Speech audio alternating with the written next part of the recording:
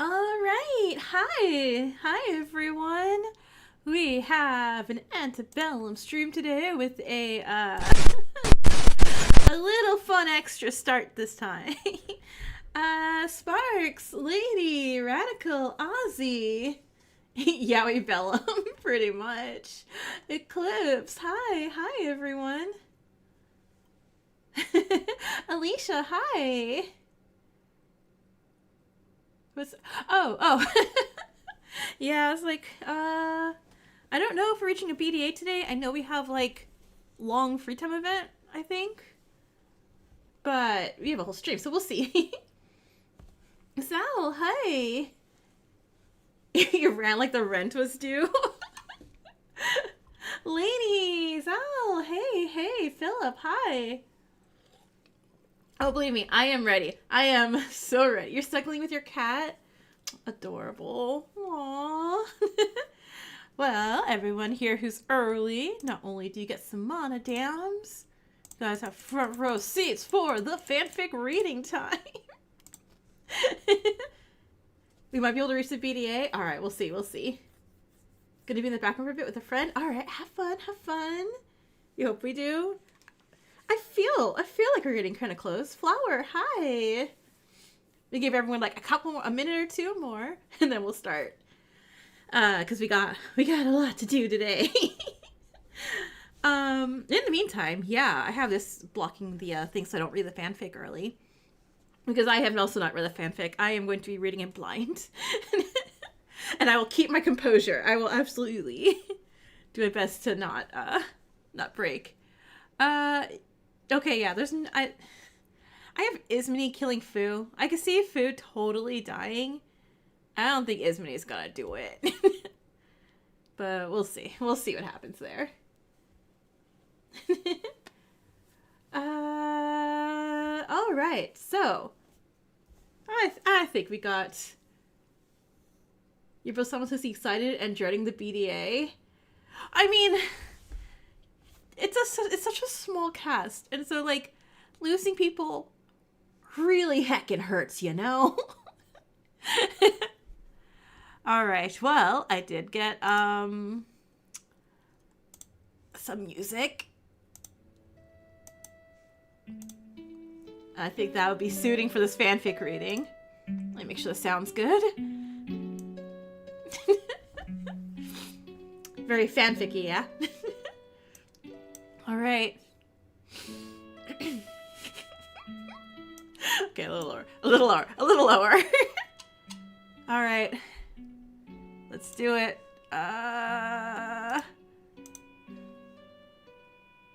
You got any stuff right here? This is Ezekiel by Shinku. I've always hated Ezekiel Elias.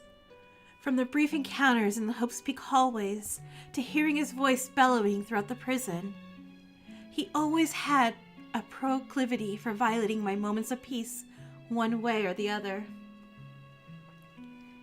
Since the stuntsman toddled into my life, his presence has been, for better or worse, unavoidable.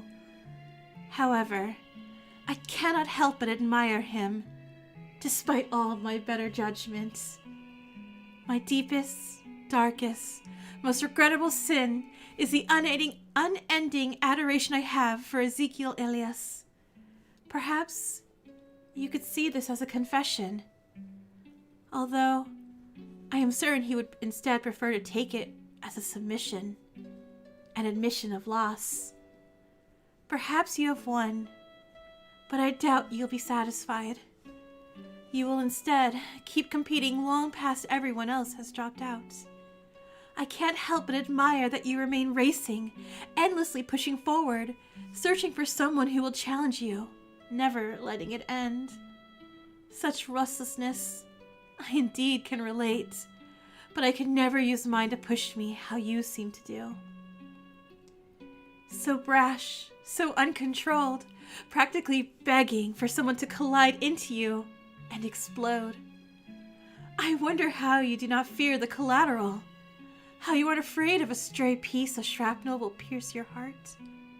or perhaps you are, but would sooner cauterize your whole body to stop your heart from bleeding out of your chest than let anyone see you hurt. I cannot help but admire such an unapologetic performance. It breaks every convention I've ever known. But everyone tends to find interest in the novel. You, my flame, are far more than that. I can never be anything like you, a fact that, in part, I am deeply grateful for. But on the other hand, I cannot help but feel slightly bitter. I will never have the spine that you have. Your way of life is foreign to me, where walking on eggshells has become tradition. But recklessness is the price for liberation you've acquired, a price I am unwilling to pay. Only you, despite your unpredictable and aggressive nature, could stick so firmly to your principles. You must really despise me. I will not pretend such hatred is unwarranted. If you wish to play judge, then that is your decision. I'm certain I'll be impressed by the confidence you exude as you take on such a role. But if your honor will give me the space to testify, if you grant me a moment of peace, perhaps even two so different as you and I can unite over something we both shared. A little secret we once held equally dear but quiet, hidden behind a million self-affirmations. Wrong time, wrong place. A litany begging for the feeling to go away. But no prayer could wipe away the feeling that swelled deep in our chests when he gave us that smile. When he entered the room with such an unending willingness to help, the scent of lavender and evergreen spindles floating on the air. You and I both know he wouldn't want us to be how we are now. I can see us sitting eye to eye as equals, not waiting to see who will be the first to blink, not treating it like a game of who will win and lose, and having his tea together. Let us sit down and talk, as he would have wished. Let's share the precious memories we have scattered between us and stitch together who he was, so we can properly treasure him for all that he was. If we could do that, then this admiration I feel for you wouldn't be buried under so much ashy bitterness. Your flame could burn freely in my mind, and I could endlessly race after it. But if that is not possible, if you scoff and reject all respect and admiration I hold for you, then tell me how much you hate me. Despise me with your whole heart and soul. Let it all out until it's all out of your system. If you refuse to let go, instead wish to keep racing, then I will let you foolishly race on until your flame burns out. At least then, perhaps I'd catch a spark of such burning rage you hold for me, and perhaps it would finally motivate me to keep pushing as it does for you. We just have to wait and see who would burn out first.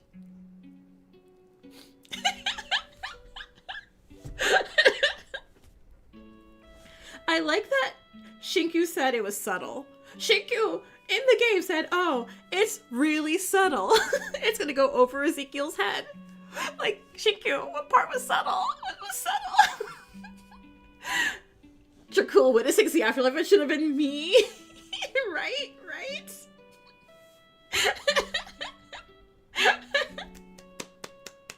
It's beautiful, Rip. Thank you. Shinku red in fire. Okay, second embarrassment from this. Yeah, let me turn the song off now. God. Thank you, Metaton. I appreciate the music. Collapses on floor. That wasn't subtle. That was the least subtle thing ever. Zeke's gonna bash. Yeah, so Shinku's a body discovery, right? Like, Zeke is gonna walk into Shinku's room, find this, and be like, yeah, it's time to kill Shinku. And she could be like, yeah, you know what? Fair. Your ears are so tired. Your ears are tired? Hi, Magic. Hi, everyone. Hi, everyone who came in while I was able to look at that. What an experience. Scorpy, hey. She could die to cringe. I made it sound phenomenal. Thank you. Metaton music, you're beloved. Yeah, I was like, man, what copyright-free music can I use for, like, fanfic reading? I'm like, oh, Mettaton, duh. Bro, it was not subtle. It was not. It was not in the slightest bit subtle. Let me pull up the screen here. Da, da, da, da, da, da, da, da. There we go. I think it could read the romantic undertones and hatch up literature because it couldn't read rounded lines. You're currently watching a movie right now? Ooh, have fun, have fun. Yeah, again, Zeke can't read, so hopefully that's like the only thing that's gonna. That's Shinku's pro tag armor today.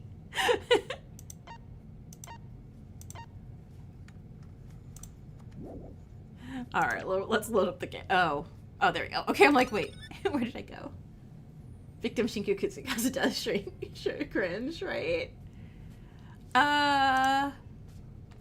So yeah. So what was it? I was free timing event, right?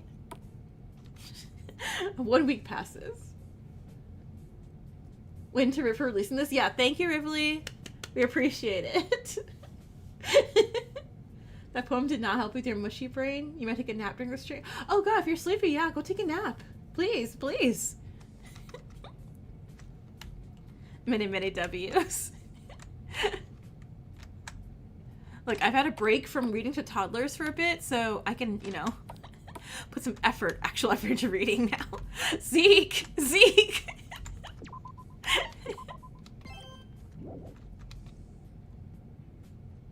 Wait, catch him at a sleepover. Wait, what? Is this not my save file?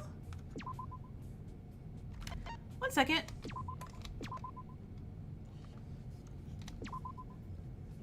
No, 10 hours. That's my thing. Maybe he's just not working. I'm sorry we're talking.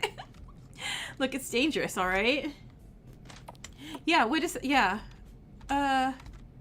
Maybe he just has a...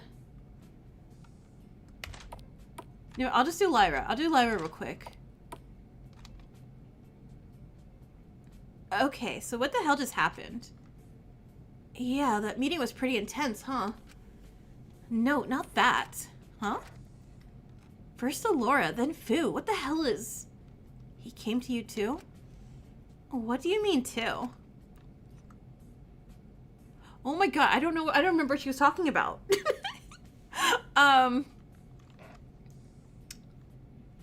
Did Fu make a deal with us?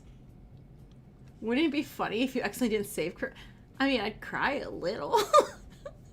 They'd be like, oh, Dex, why are you crying on stream? Did somebody die? And I'm like, no, I saved wrong.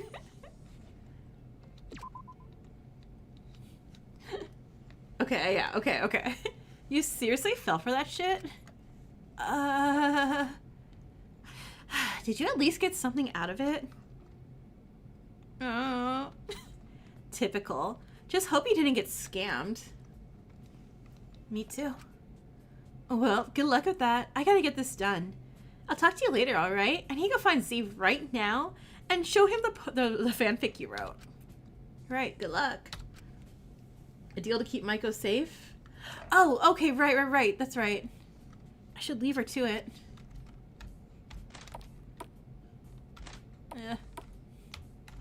Just Amelia. Oh, Shinku. Be careful if you're heading into the shower block. Maiko's there right now. I don't want you accidentally walking in there and giving her a scare. Oh, thanks for warning me. Sorry I'm not able to turn on the shower for her today. Thanks for doing it. Don't even mention it. It's not really an issue. Not like I got much to do today. You're not doing your dare? Nah, it ain't worth it. I don't want to hurt someone to hide something like that. Then what did Fu... Huh? How'd you know about Fu? Never mind. Well, at least it wasn't just me then. Sure, it sucks my truth will come out, but it might help get my brother some publicity or attention on his situation, even if it's a little too late. Besides, my troop will believe in me, and that's what counts to me. I guess seeing Taka be so open with his truth has also made it less scary to come out on our own. Yeah, we're avoiding Maiko right now. Yeah, we're in canon avoiding Maiko right now. Not just because it's me. And I'm generally avoiding Maiko. Right. If anything, having all of our socials suddenly update with our secrets might raise some more awareness to our disappearances. It might give them a lead to find us. But I'm surprised he came out with this truth of all people. I suppose it wasn't a bad truth or anything, but still. Asuka's lore dropping? I don't know. Maybe he's finally starting to change. Anyway, I got a little bit to kill while Mai's in the shower. Want to stay and chat for a bit? Oh yeah, let's hang out with Asuka. I like Asuka a lot. I feel like I don't see you all that much anymore, Shinku. You're always so busy with Mai. If I didn't know any better, I think you two are the ones who kiss on the mouth and stuff. No. Well, he's blushing. God damn it. You're worried for her this chapter? Asuka? Or Maiko? Yeah. Whatever you say, Shinku. Now, what do you say to hanging out for a bit? Suga. Yeah, of course. Stay and chat. I love Asuka. That sounds good. I just have to leave when Maiko comes out. Aw, what? You that shy about her all of a sudden? Again, this is Shinko thinking he's subtle. Shut up. Wait, Shinku. Okay, sorry. Okay, but what if so chapter 1, Shiku's like, Jakul! And Jakul, kicks the bucket. Chapter 2 is gonna be like, Maiko! And watch Maiko die. Chapter 3 is gonna be like, Lyra? Zeke? Everyone, oh my god, if every chapter is Shinku gets a crush and that crush dies. Never cook again. Sorry.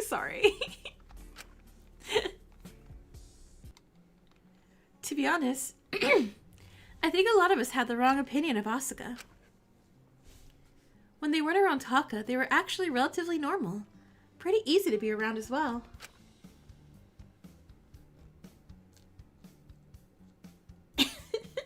Shinku's been cancelled in the hundreds already. Well, Shinku keeps opening his dang mouth. Still, it was rare to catch them on their own, so I was slightly curious what a one-on-one conversation with them would be like. Before I could follow that train of thought any further, I was given my answer. Hey, Shinku? What's up? I was just wondering, have you seen the food around here being restocked, at all? Huh. Now that you mention it, I don't suppose I have. Yeah, that's what I noticed. I was hoping someone else would have seen it. Do you reckon it's gonna get restocked at all? I mean, I hope so. But at least the kitchen seems fairly stocked, so we wouldn't have to worry about it for a while. Still, if it's not going to be restocked, it would be useful to start rationing it out, don't you think? I don't want people getting greedy the second they see it's getting a little scarce and hoarding it all to themselves, That's thinking a little ahead, isn't it? Oh my god, Shinku! You're a writer! Aesop Fable! The ants and the grasshopper. The ants were just like, hey, we got a plan for the winter. And the grasshoppers were like, nah. And you know who starved? The grasshopper, Shinku. That's thinking a little ahead, isn't it? Maybe. I just want to make sure things are fair. Nothing wrong with that, right? Starvation motive? Maybe. Suppose not. If we share it equally, no one could have any issues, can they? Well, I mean, Fu is gonna need more food than, just, Taka, I would assume. So, I mean, you can't do it, equally. Just everyone's norm equally. Oh, but maybe not that. First your talent, now the food. Is there anything you don't like to share, Asuka? Reddit should recognize the foreshadowing in real life for once, right? Stop it. I'm just being sensible, you know? I know it's probably a little silly to you, but I think it's best to share stuff out. Even in silly situations, not sharing can get dangerous. What do you mean? Well, you know, if one person thinks someone has it better than them, they get all bitter towards that person. They start resenting that person for having stuff they don't. It causes all sorts of conflict that they don't speak up about until it's past the point of no return. She seems to be speaking from experience. If you can keep everyone on a level playing field, why wouldn't you? Huh. I guess that makes sense. Just seems sort of hard to control. Nah, it's perfectly doable. We did it in my circus with no issues. Although, I think trying to get someone like Fu on board would be a nightmare. Ugh. He'd probably try trading other people's rations and gain a monopoly on it all himself. Still, it's worth a try. If he tries anything, we can knock it down, I'm sure. Hopefully the food is going to get restocked, but if it isn't, we should be prepared. So, want to help me count how much we've got left? Sure. Shouldn't be too hard, right? And then Asuka wanted to count every single grain of rice. I helped Asuka count out exactly how much food we had left. We had quite a bit, luckily. I'd hoped they wouldn't let us starve, but I wouldn't put it past our captors. Still, at least if it wasn't going to get restocked again, Asuka had a plan. Also, forgot to switch that over. There we go. And let's give you guys some battle royale real quick. Friendship! Rational rationers. Yay. I should probably really focus on somebody, so I'm just kind of spreading it out, but... Luckily, being able to distract myself made the afternoon come faster than I expected. I initially planned to spend the rest of my day continuing to be cooped up in my cell, hoping that Fu would uphold his promise of having someone to watch over Maiko. I could talk to her tomorrow, explain everything then. It would all be okay. She'd forgive me. She'd understand it was for my day. Oh my god, I'm really scared she's gonna hurt herself. Because she was doing that before with the, you know, the dare to carve Yui's name into her skin. And I'm really scared that the complete and total, like, I wish someone else can say, hey, Maiko, Shinku's not talking to you because of his dare. Don't take it too much to heart.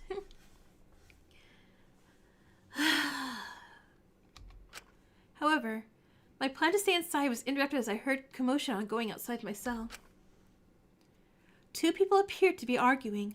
My curiosity got the better of me, and I stepped out. Oh, God. Oh, Fu and Takiko are fighting. Okay. Lady one, yay! I stood on the upper railings, looking down at the two figures below. Fu and Takiko. Beat the crap out of him, Takiko. Seriously? Just do it. You sure about this, kid? Last chance to back out.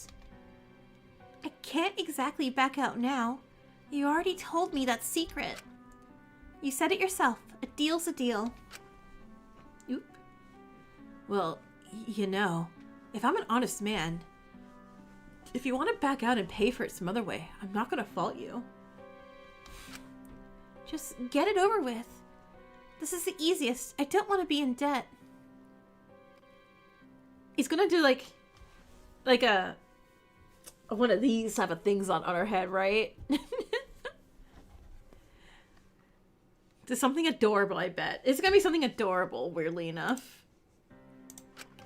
I don't want anyone else to have anything else above me. Just do it. The killing game sponsored by Nike. It seemed Fu continued his train of making deals and bargains with others, this time preying on Takiko. I considered intervening, but I believed it would cause more issues. The best course of action seemed to be waiting until anything actually happened. Then I could intervene and catch him in the act. You're tougher than I thought, kid. Well, hey, it's your choice. If you are so certain, just cut to the chase, get it over with. Fu seemed to hesitate for a moment. What are you waiting for? You asked to do this. We can get this over quickly here.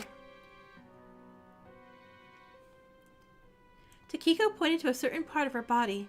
I couldn't tell where exactly she was pointing to from my perspective.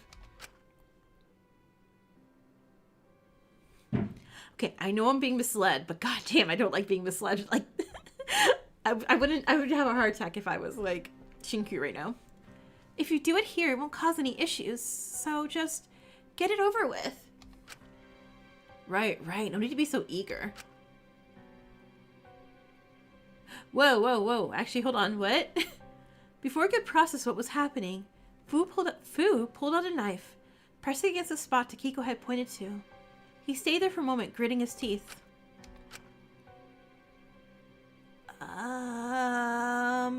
We have a knife.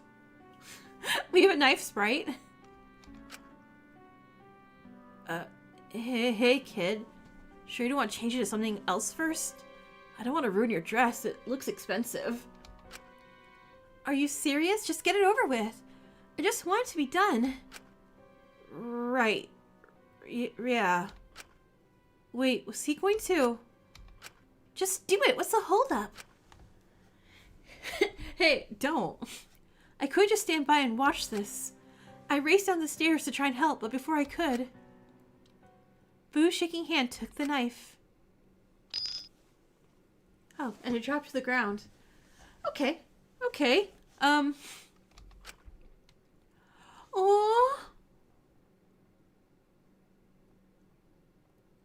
What a great... I mean... The CG is great. Holy crap. Huh? He turned his face away from Takiko, moving his hand through his hair nervously before the grown man dropped to his knees. Wang? God damn it. I can't do this. I can't. What are you? This awful, rotten world. God, I've seen Good so Fu, much. good, right? Right? Thank God he's like, nah. I've seen what this world does to girls like you. Girls who aren't doing anything but trying to live. I've seen so many different horrible things people do. And it's everywhere. And it's everyone. The kindest guy you know can do the most despicable things behind closed doors. It makes me sick. And they treat it like a joke. Like it's fun. It's... God damn it. Okay, Fu, maybe don't die today, okay? And you have to smile and laugh at all these filthy... Because he can't bring himself to hurt. money-hungry Yeah, pigs in right? suits, trying to pretend you don't think they're pure scum. Those bastards. I'm so scared. Oh. Fucking terrified that my Tion has to grow up in a world like this. This world is so cruel and unfair to you girls. There's so many things that can hurt you. That can hurt Tion. Now you're worried about him, right? I never want to be one of those things. Never. I can't bring myself to make this world harder for you. No. Especially when it's practically already hell for you. I'm not a good dad. Not at all. I know, right? It's like, oh, Fu. I can't die here. I can't. I've got to get out to make sure I can protect Tion from a world like this. At the Oh, very wait, least. no. That's how Blackened peoples talk. Don't do anything you have to... Just survive 5 trials or 4 trials. I'm sorry, kid. I can't do it. I'll let this game make me into whatever it wants. But I draw the line at this. Fu couldn't even bring himself to look at Takiko, keeping his head in his hands. That was, until the rental sister gently reached out and put a hand on top of his head, patting it a little. The voice volume's really low again. It's okay. I don't blame you. Oh, well, now it went back. Now it went back to me reading. Wang, I'll be honest. I don't really like you. I figured. I can't forgive you for stabbing Sugi. I never will, but I respect that you're willing to fight for Tion more than you could ever know. Keep trying to dislike his character, but he's too well written. I know, right? I'm like, tried to kill Taka, stabbed Suga. I'm very upset. I very much love the characters. And now it's just like, I wish my dad was half as willing to fight for me. Kid. Don't pity me. It's okay, really. If he was still around, I probably wouldn't have my talent. What? Don't you think that would have been a good thing? I mean, absolutely not financially, but it isn't fair that all this was placed on you so young. Not really, but to say the truth, I do love my talent with my whole heart and soul. It's tiring, and I feel like giving up a lot, but I wasn't a very happy child growing up. My talent helps me spread just a little bit of happiness in the world, however I can. This world is cruel, and it doesn't care. Some people don't deserve happiness, not at all. Movie's finished? Hope it was a good movie. But I like giving it to people who deserve it. I like giving people the motivation to even just go outside and live. I like making people believe that there's good in this world. It's easier to keep on living if you think that way, isn't it? It's been so long I've thought that way I can hardly remember. What day of the motive is this? I'm not even sure. The world will always be unfair to girls like me. It's just the way things are. It shouldn't be that way, I know, but it's the reality of it all. But us girls are a lot more resilient to some people than some people give us credit for. You find ways to fight back, to feel like you've got control in your life, to find support, solidarity, protection. Others would say I went too far trying to get back control. It's day 3? Okay, thank you. But if even one of those people who died were someone who was going to go on to hurt a young girl, I can't say I regret it. I can respect that. Okay, maybe we shouldn't be encouraging her to feel no regret.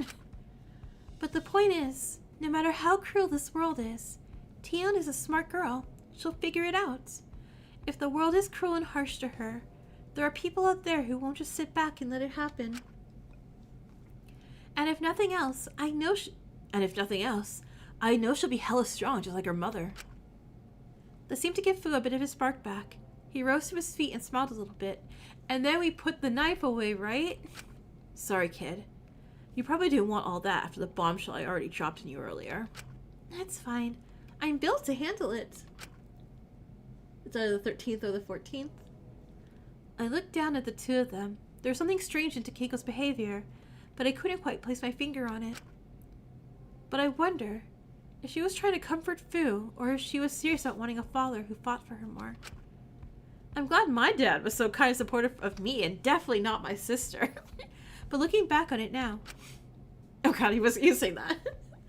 Whenever Akari was arguing with my mother, my dad would always stay quiet or slip out into the community garden. I wonder if Akari felt like...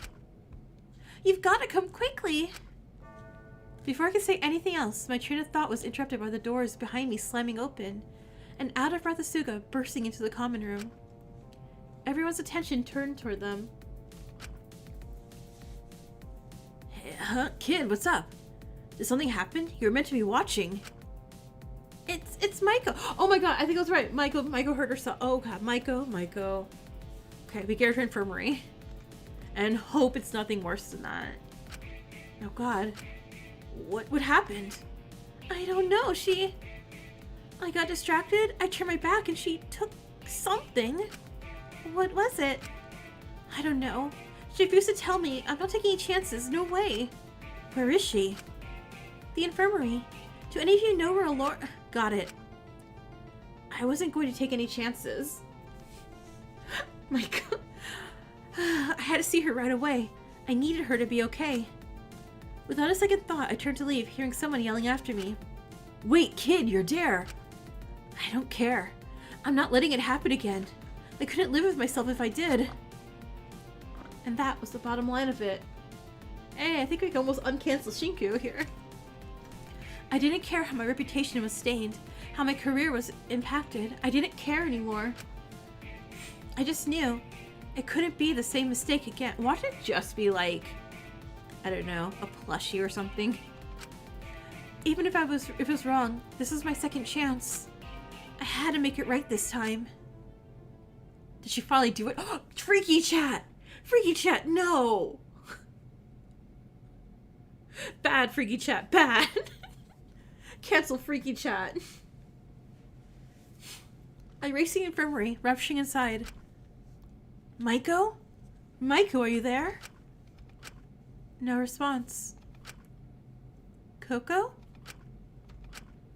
Shinku? Shinku, is that you? Okay, so she's alive. Okay. Unlawful chat. Oh, Maiko, thank God I found you. What happened? What did you take?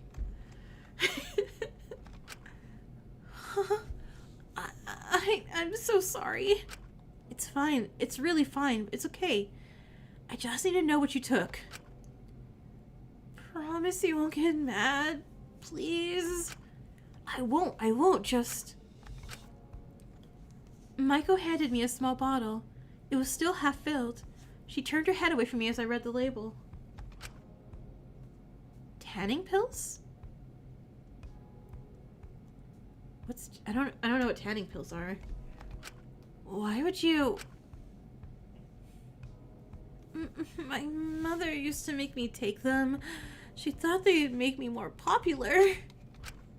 She never wanted to end up in Japan. She was so stuck in her own world of standards she knew growing up. She refused to listen. I think she wanted to go back to when she was a teen. I think she was happier then. I hated taking them. I hated looking so different. I felt like I messed up from just being who I was. I didn't need anything else adding to the feeling. Reminding me how different I was. How ugly I was. Please don't say that. It's true. It's really not. You're beautiful, Maiko. Don't lie to me just to make me feel better. You're the worst, Shinku. If I was really pretty, I wouldn't just be the friend people make when they have no other choice. Coco, I'm being honest. I'm sorry.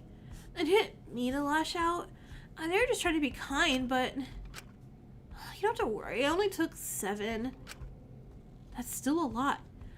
Okay, hold on. I need to Google. What the heck are tanning pills? Google. What are tanning pills? Okay.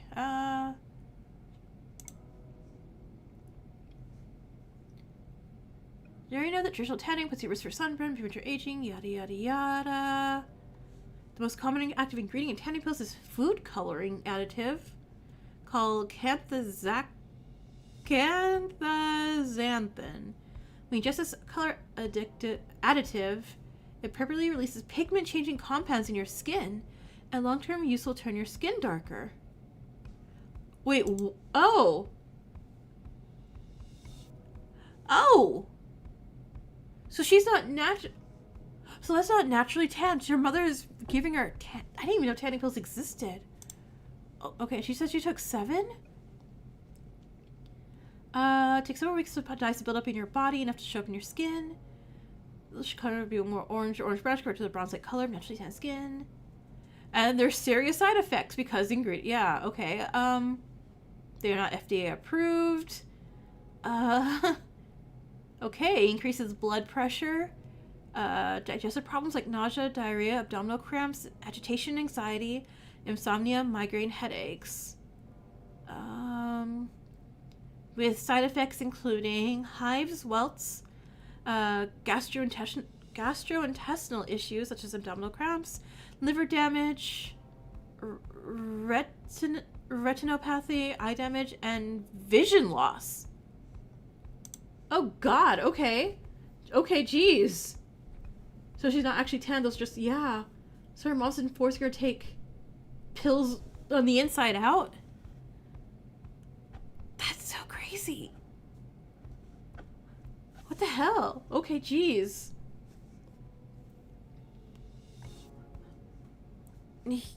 Yeah, so she's not gonna be feeling good for the next few hours. I took 7. Yeah, my tummy hurts, but I threw up most of them. Michael's mother is terrible, right? I'm not gonna die. I'm just gonna feel pretty bad for a bit. I don't want to die. Don't worry. I didn't want to do this. I'll get Dr. Lenius. She can double check. I don't want to take any chances. No, don't do that. I'm sorry. I'm being selfish again. You're canceling Michael's mom now? Yeah. I told myself I could handle this without you, that I wouldn't bother you, but... Can you please just stay here with me for a moment? Cancel Michael's mother, yeah. I look into her eyes. There's something different.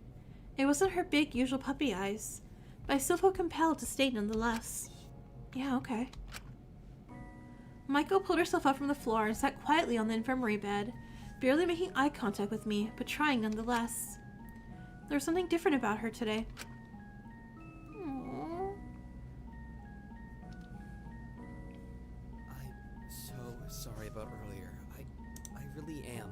I should have said something. I should have defended you. No. Huh? They were right, Shinku. I shouldn't be coddled like this. This whole time I just kept running. Hiding from the truth. Hiding from the fact I'm an adult because it was safer. Easier. But that's exactly what Dracul was doing too. Wasn't it? It's no wonder you used me as a replacement for him.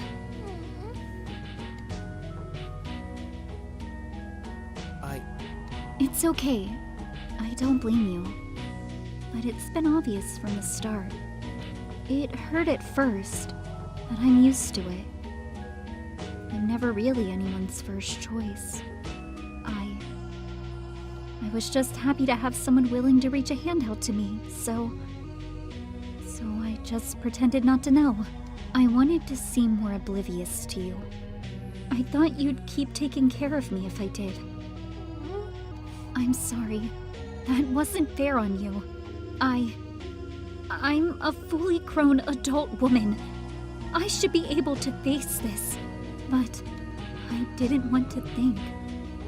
I didn't want to change because that would be admitting that I'd really messed up. And I knew I'd messed up. I knew what I was doing was awful. I really did.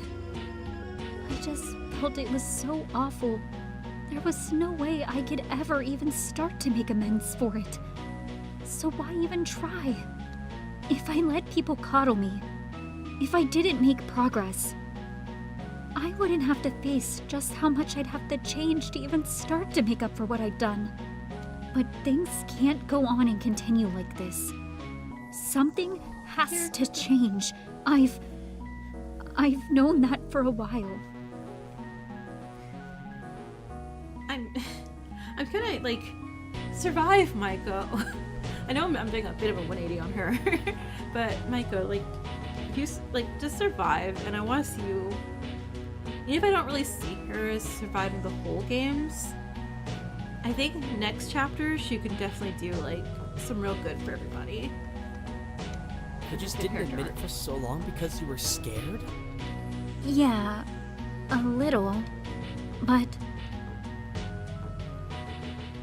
in truth, I didn't know what I was anymore without Yui. Without Yui, I felt worthless. And I know that's silly. I'm an ultimate. I'm successful in my own right, but it was always, I like this character's voice, and never, I like Yuzuki's voice acting. I never really existed to anyone. And maybe it was better that way. I was scared if I got too much Captain attention, Hay. people would see how weird and strange I really was. Yui was the opposite. Front and center. She was her talent. Fully and completely. People came for her. I thought, in The part, stage in particular is I very could live beautiful. through her. If someone I'll let her close talk. to me was loved and treasured and adored, I could feel what it was like vicariously without having to put my own self out there. What I really appreciate in the CGs for this so far has definitely been like, I don't know, if I hit H, we'll take it. No, it doesn't. You can absolutely see the complex character emotions in each CG.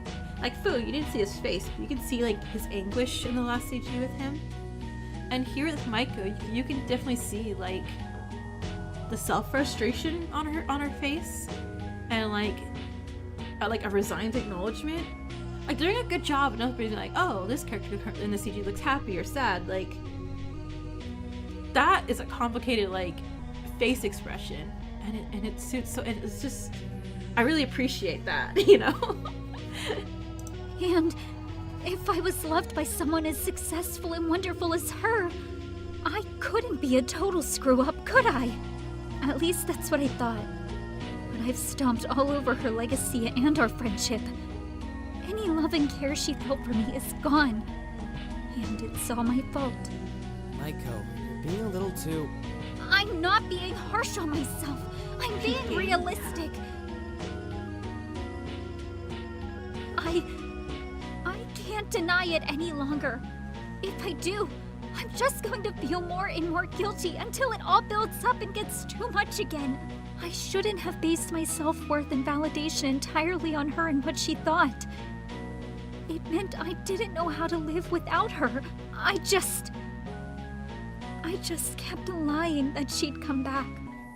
That she'd forgive me because I couldn't live with myself if she didn't. That would be confirmation that nothing I did helped. That it was all for nothing. That I'd ruined both of our lives for no reason. And so I just kept waiting. Waiting and watching I'm not her talking from a lot. afar. I'm really just taking this in. Stagnating and waiting for her to come back. Because I didn't even know how to begin living and moving forward without her.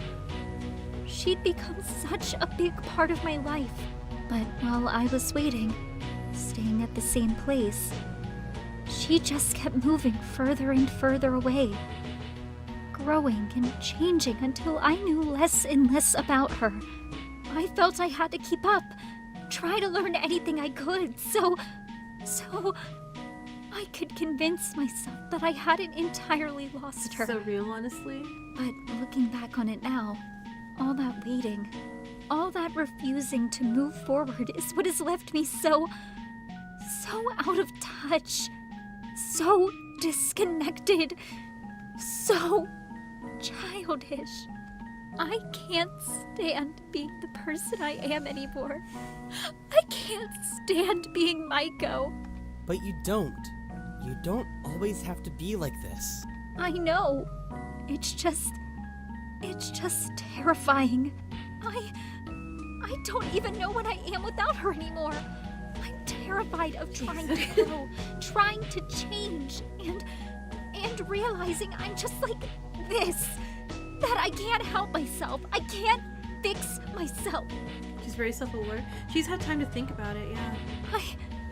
I don't want to go through all the pain and hurt of growing and moving forward, only to still hate myself at the end of it. I understand. It's scary, but you can go at your own pace, one step at a time. You don't need to immediately race to the end. You might hate who you are at some points, have dips, low moments, bumps, and plateaus of progress, but you're still moving, little by little. And isn't that something to be proud of in itself? See, I need Shinku to jump over to, like, Danganronpa for a little bit, because you know Ryo been, like, say this speech and be like, but you're going to jail afterwards, and I don't forgive you. Like, Ryo, what are you doing? You're right. It just feels so daunting to even start to take that first step. I don't even know if I deserve it at this point. But I know to move forward, I have to accept I'm never going to fix things with Yui. I need to let her go. And you will, please. So much of me, so many parts of me I hate are tied to her. I realize now that she should never forgive me. Not after all those awful things I did. And that's okay. I deserve that. But just because I've lost her, it doesn't mean I can't move forward and make new, better connections. Yeah, you're just breaking off the part of you. Like, you know, when you take the rot out of something and you let the rest flourish and grow. I'm scared of hurting people. I'm scared of making things worse. But I need people in my life to challenge me, to take those steps towards, to keep me going forward. So please don't hold back anymore. You and I, Shinku, we can't keep doing things like this. Please. I'm so proud of you, Maiko. I know you just don't want me to get hurt. But You we want to- both need to same, let I go do too. sometimes.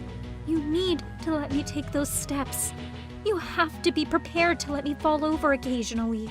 Or else, I'm never going to be someone who deserves to be your friend.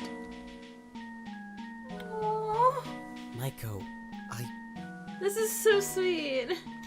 I don't know what to say. You need to survive this chapter, same. I'm so sorry. All this time, I was just enabling your stagnation, encouraging you not to move forward, all while telling myself I was protecting you. I was so scared of losing you. I put you into this box. I used you just to protect my own ego, to make up for my own past mistakes. I had no idea in doing so I was keeping you like this, keeping you feeling so guilty, so fragile. I've just been infantilizing you this whole time, controlling you. Of course you couldn't even start to learn from your mistakes. I wasn't letting you make them. I just kept shutting down any discussion. I thought I knew what was best. You're just one of those Thought if things I where it's just didn't- like, yeah, right? You'd hurt yourself. But you're right. You're not a child. You're an adult. You're not her. And you're not him. You're you. Because you're up in your peak writing skills. I'm just me. And maybe that's scary. Maybe I don't really know who I am at And this Shinku's point, growing but too. I have to figure it out. Mostly Maiko, but a little bit of Shinku growth also there. And no matter what she's like, I promise you, I won't drop you. I'll care about you and be your friend no matter what. No matter the person you grow into. And I'll let you figure that out on your own terms. I won't try to interfere. And I'll care, not because of what you can be for me, but what you can be for yourself. What you can be to prove you can make up for your past mistakes. Even if it takes me weeks, months, years after we get out, I was like, wait, don't plan on being in the killing game for years. When we get out, whenever you want, we can hang out.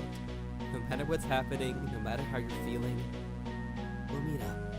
I can't promise I'll always be close, but I promise you, if you ever need it, I'll only be a phone call away. you mean it? Of course! I mean, there aren't many others who can relate to being thrown into a You're stressing situation like this, chocolate. are there? No matter what happens, I want to stay in contact, okay? I'd like that a lot, Shinku. If you're both cool with hugging, a hug would be really, like, appreciated, I'm sure. I don't want to be scared of adulthood anymore. I don't want to end up like I don't know Dracul. if you're plan making. I want to live No. properly. I'm sick of acting like my life's You're already right. over. Well, okay, they didn't make lunch plans. I feel like lunch plans... I'm missing the context here? Wait, what am I missing?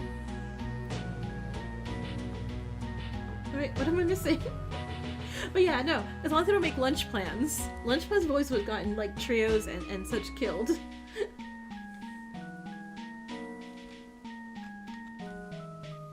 I've still got time to change things. I'd be silly to just spend the rest of my life rotting away. I know I don't deserve it, but... Can I ask you one last favor? Mm-hmm. Yeah, what? I swear to God, if it's like, can you die? And she stabs me right now. And it's like, surprise, it's the Maiko protagonist takeover. Like, what? I want to try being myself. Even if I am different from others. Even if I stand out. Even if I seem weird. So... Well, that's fine. Be your cringe self, Maiko. Shinko is also very cringe. It's cool.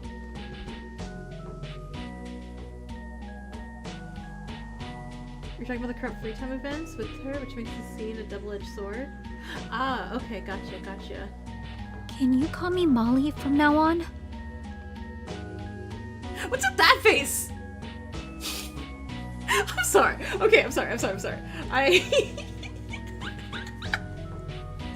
Here's me praising all the facial expressions. Like, yeah, you can really tell, you know, how much detail and, you know, expression and, you know, the realism. And then Shinku pulls up. What is this, Shinku? I can't read this expression. I don't know what's going on here.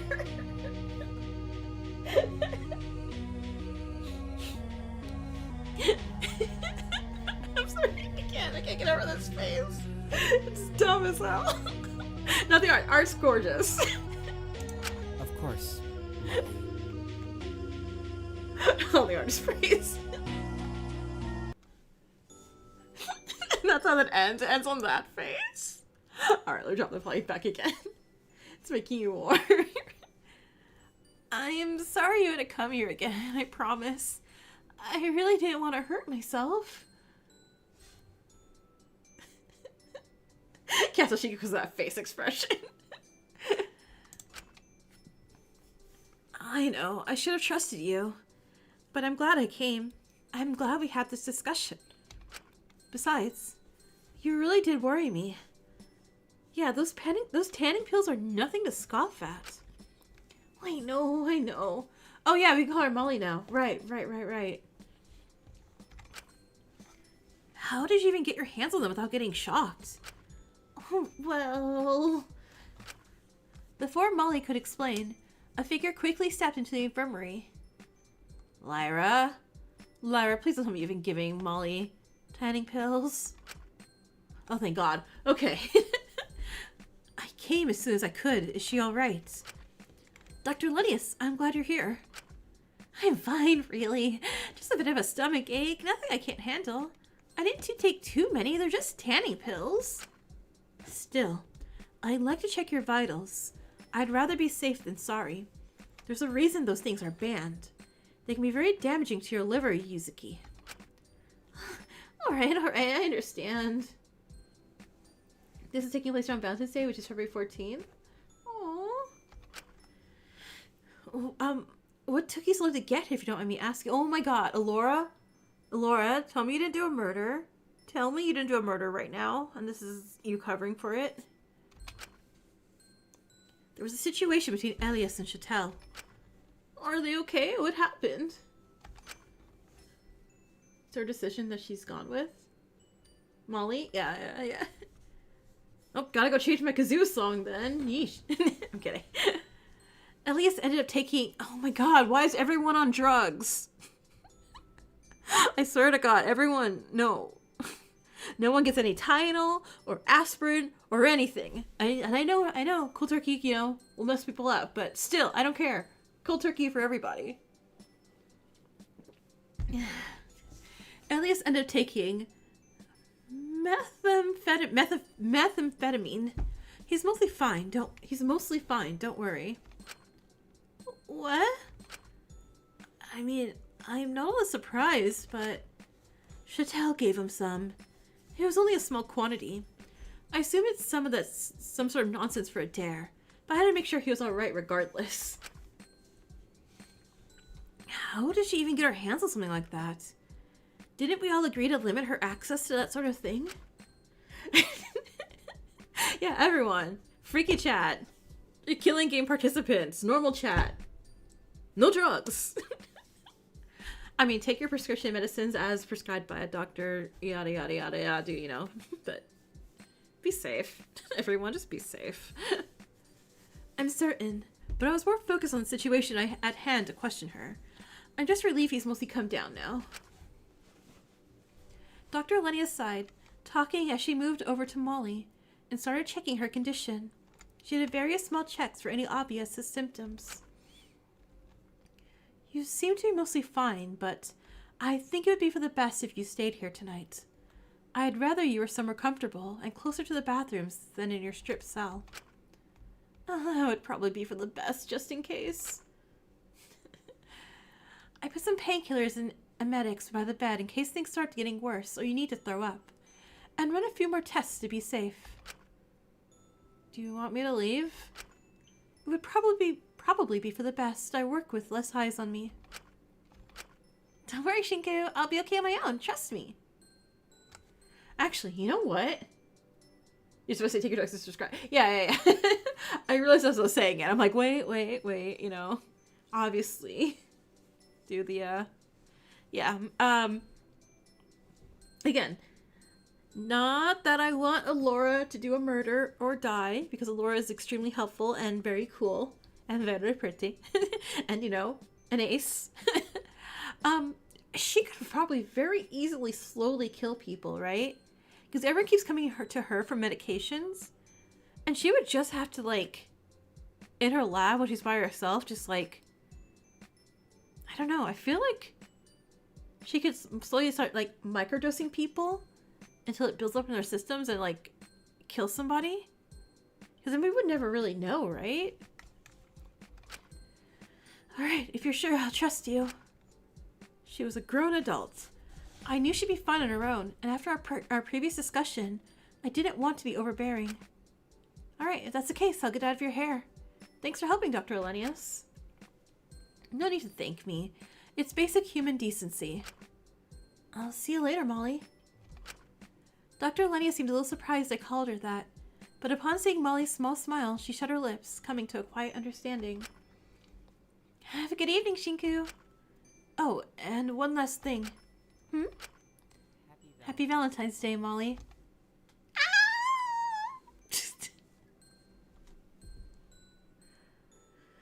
Shinku! Shinku, what are you doing? Oh god, maybe she could, I mean, again, I think, especially in a way you couldn't tell his pills, like, yeah, exactly. And she would know all of it. That's a cute sprite. You know, maybe I want to make Maiko's, like, cardigan for myself. That does seem really comfy. Turn to a cat. I know the circumstances aren't really the most ideal. Being stuck in the infirmary isn't exactly the most romantic way to spend Valentine's, but still. I hope you can feel how loved and cared for you are today, if nothing else. Okay, Shinku's being real smooth right now.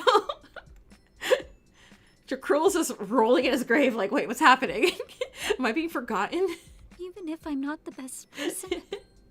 Of course. And you'll still be loved and cared for through every step of becoming a better person. Thank you. That means more than you can know. Happy Valentine's Day, Shinku. I left Molly in the capable hands of Dr. Elenius, leaving her to rest and get the care she needed. It's exactly your style? I didn't care that I failed my own dare. I was just glad the two of us were able to talk on the same level for once. It should have been me. I walked back to my own cell, trying not to worry about her. I knew she could take care of herself. But on the way back, I spotted someone standing by the showers, a strangely shaken expression on her face. Lyra? Is it Lyra? I suppose I shouldn't be surprised given what I was told about what happened, but still. Jakul was screaming in the ground. Everyone's like, hey, do you guys hear that coming from the garden? was weird to see her that small once again. Or maybe it was just strange to see that much guilt in her eyes, considering it was... Lyra. Lyra. He has been this whole but still. Shinku. Hey, Shinku, what's up? Are you okay? You look really out of it. Yeah, I'm good. Don't worry. I couldn't help but doubt that. Is Ezekiel okay? Dr. Lenny has told me what happened. And this is when you felt love struck of all the writing for this chapter for Molly. I get it. I really do get it. Yeah, he'll be okay. Like I'm loving like it really does show like the growth of character arc. So I feel like same regular Danganronpa, like regular canon Danganronpa. The character growths, you know, were like kind of like the straightforward kind of just like arc going, you know, or not arc, just like a continual upgrowing line that, you know, most characters got cut off early because they died or whatever. But I feel like this one, it's like, hey, they've grown, but, and then it's like, and then they've grown, and it's like, but, you know, so it's like, it feels more realistic. Like, yeah, they've gone past some aspect of them that's bad, but they're not like all perfect and good now, you know? They still have more growth to do. And it takes in consideration that. Yeah, he'll be okay. He's just taking a shower right now. I thought it might help him. And are you alright? God, I'm so fucking selfish. Hey, I don't need a pep talk from you of all people.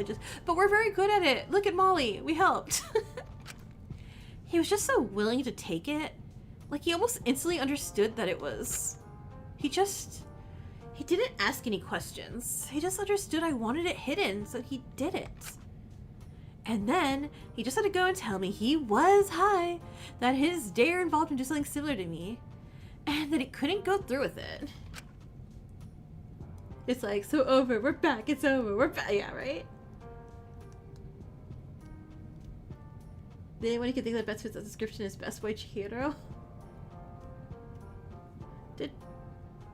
Well, yeah, Chihiro definitely did, like, you know, growth immediately cut short. Like, oh, goodbye, Chihiro. Oh, God, I miss Chihiro. Anyway, but he's done all his other dares. He even put that salt on Mint's grave so nothing else would grow, even though it destroyed him. But for some godforsaken reason, oh, he did, oh my God. Yeah, so no wonder Zeke was freaking out then at the grave because of what he had to do, and Shinku didn't have to do that. He couldn't bring himself to hurt me. I couldn't even show him the same respect. I'm such a hypocrite, Shinku. This is right. I'm pathetic. Acting like I don't care, like I just know I'm bad. That's the end all be all, that I couldn't care less about how people really think of me? What a fucking joke. I'm gonna go... If I really didn't care, I wouldn't have let him do this. I just let my secrets come out, but... I can't. I can't do it. I'm scared of how everyone else seeing how sad I really am, how stupid and pathetic I am. How much I've just fucked up throughout my life and never taken accountability. Of course I care. I care how stupidly close that verdict was. I just wanted people to give enough of a shit about me to tell me I was messing up, that the way I was going about things was wrong, that I needed to stop.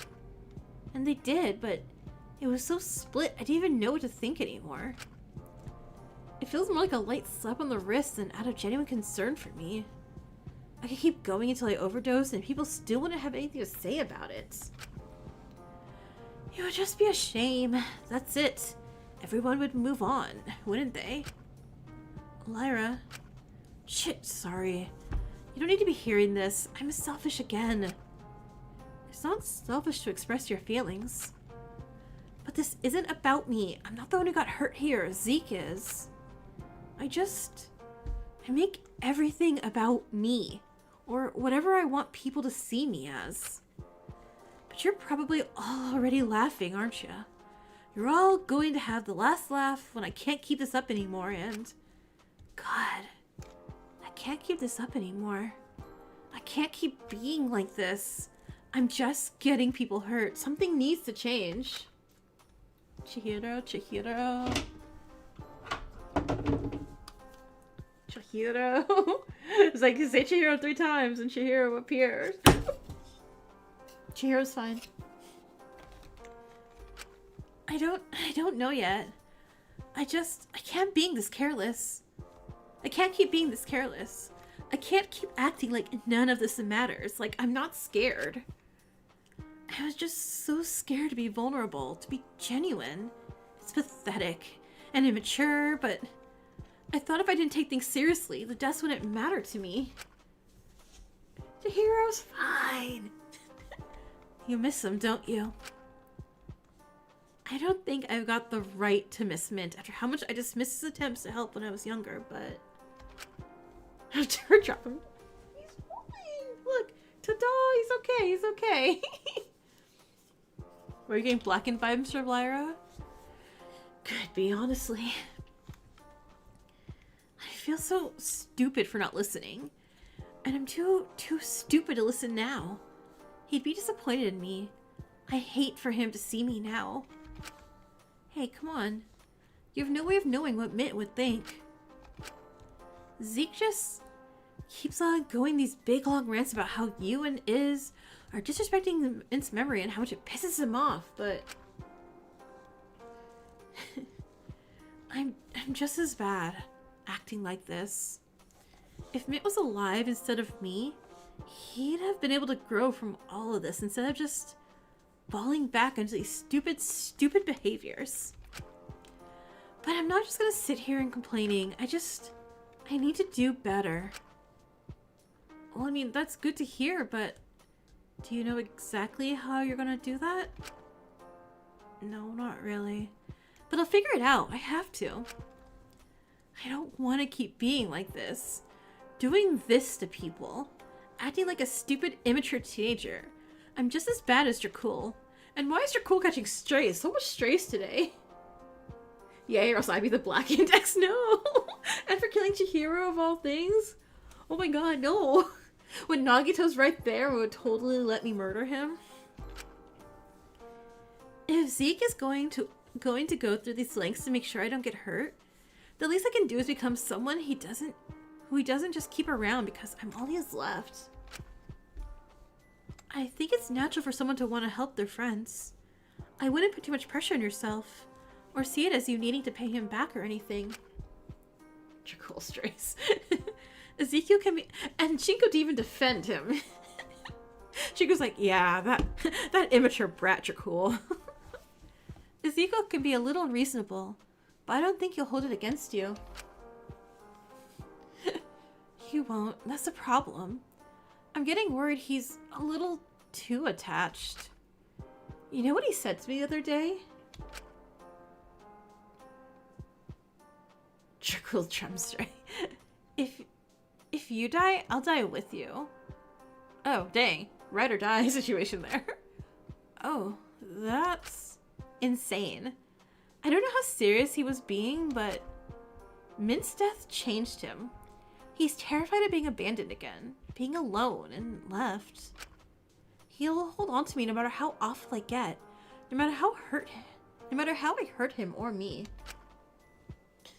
Shiku, that was your somewhat kind of situationship boyfriend. Like, come on, defend him. In his eyes, getting hurt by someone is better than being alone. I couldn't leave him like this. Do you have any idea what that would do to him? But I can't stay close to him when I'm like this. I need to make sure I get to the point I don't hurt him or me or anyone. That's understandable. I hope you're able to get there. I'm just feeling weird about it, I guess. This is a character development inside buffet today. Which is why I'm so scared, like, a bomb is gonna go off or something. Like, surprise! Half the cast dies, because, you know, they all character developed already. I'm like, what? To be honest, you kind of hope Lyra becomes a Blackened, so Zeke will stop dumping on Dracul. But Lyra's none of your faves. Oh yeah, Chaotic! Yeah, tell me how the doggos are doing!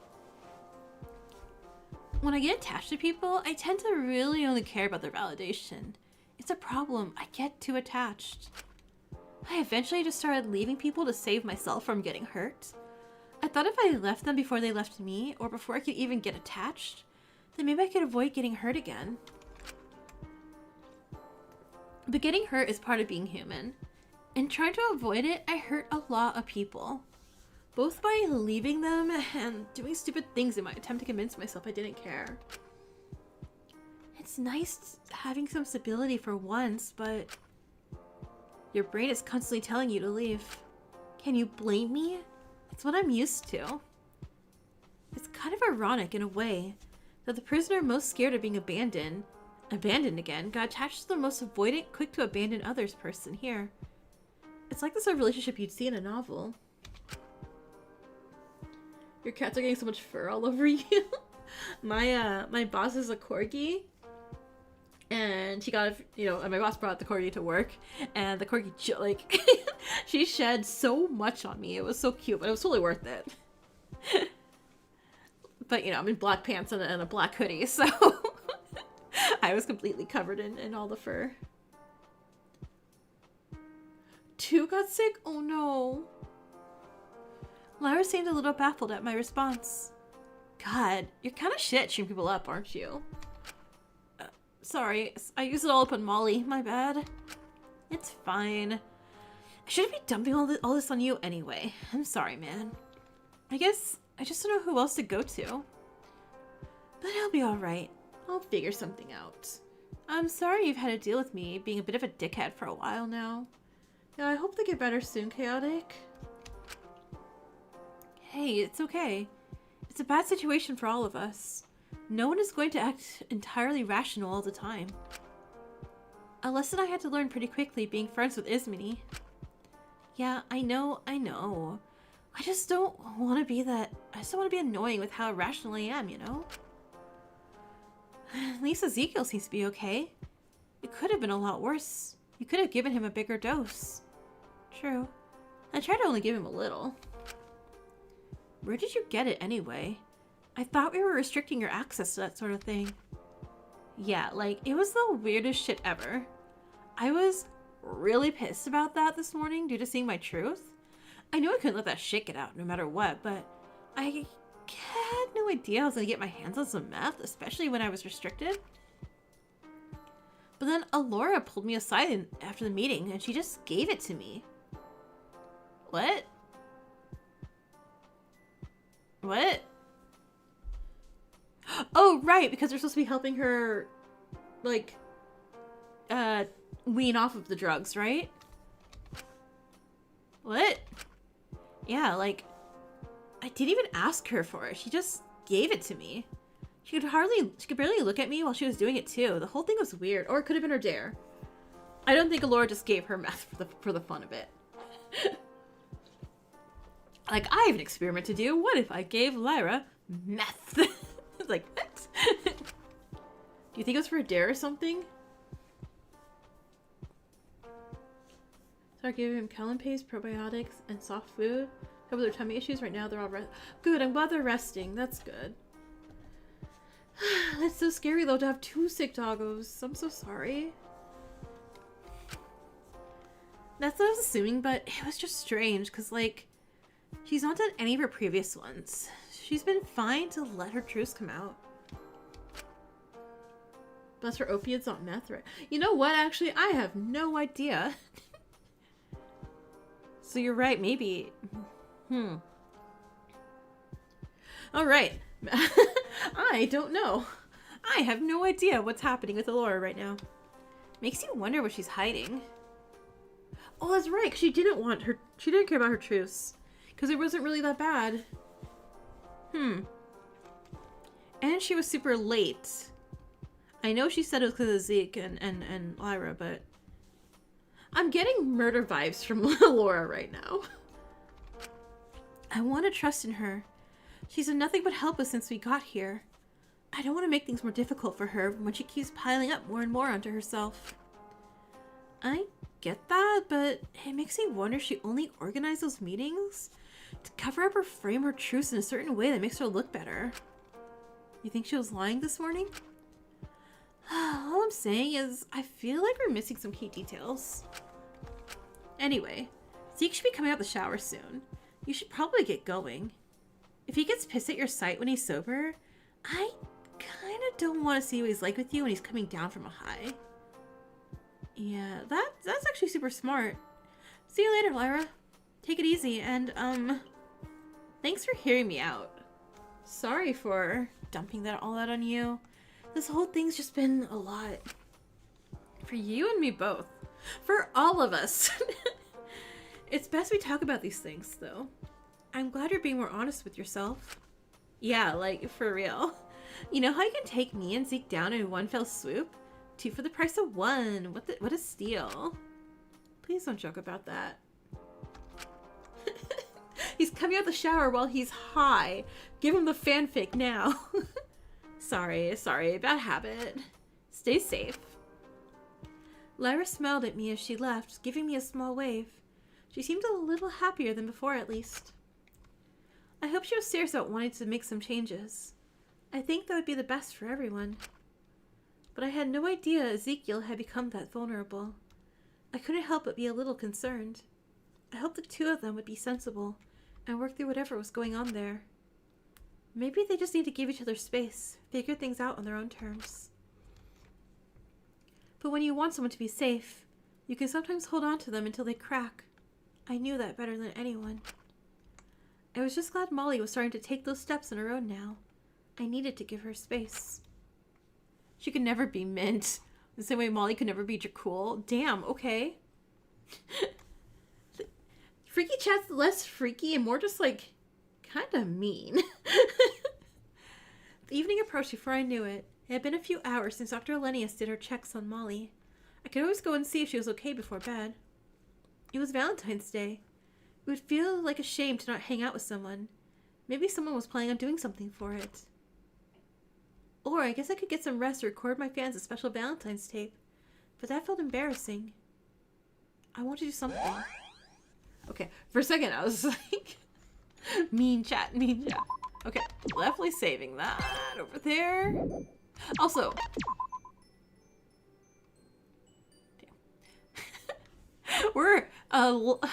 We're almost 12 hours into this daily life. Oh my god. That freaky mean chat, right? Oh, I think attack. Oh, never mind. Attack freaky chat. I was gonna say that. That's Lyra.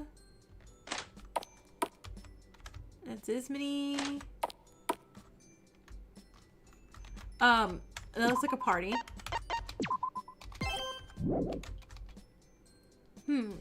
Maybe something sweeter? But some people find milk chocolate too sweet. I don't like milk chocolate. Hang out with Molly?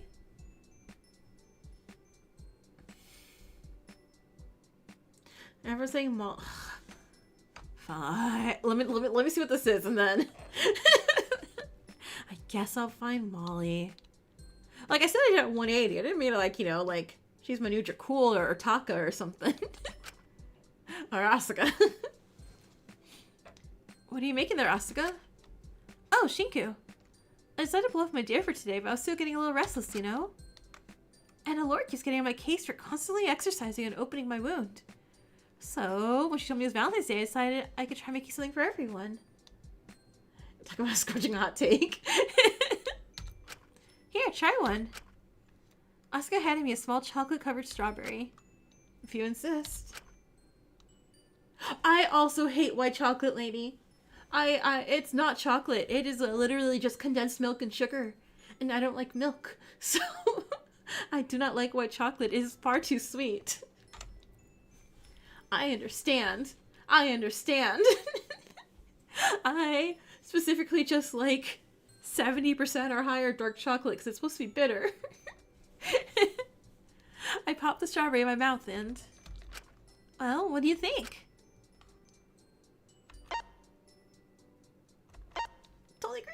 Great. That's what I like to hear. Awesome. You're really good at this sort of thing, Asuka. How long have you been cooking for? Well, growing up, I cooked for my mom and my little brother a lot. Probably because you drink milk, but I was like, I like oat milk and I like soy milk. You don't like bitter things? Oh, I like bitter. Like really dark coffee or dark chocolate or I mean, I like regular coffee, like lattes too, but like when it's rich and not too bitter. I guess that's what carried in my cooking for my troop. I think it's one of the best ways to show you how you care somebody. Scrum debate about chocolate? Yes! Okay, hold on. We can do that. We can do that. Da da da da da da da da da.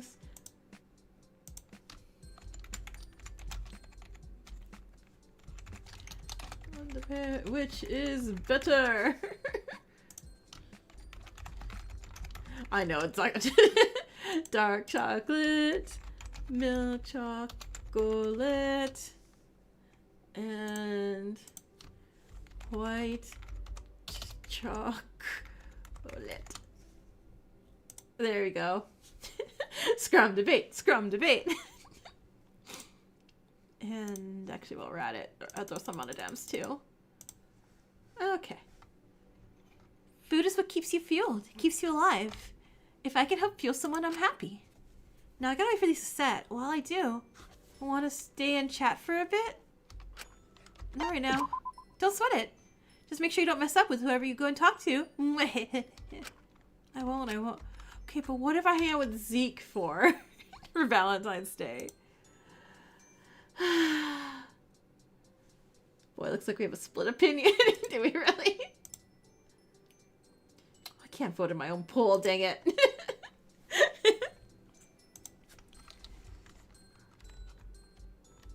Alright, I'll go find Molly. It's been Valentine's with Molly.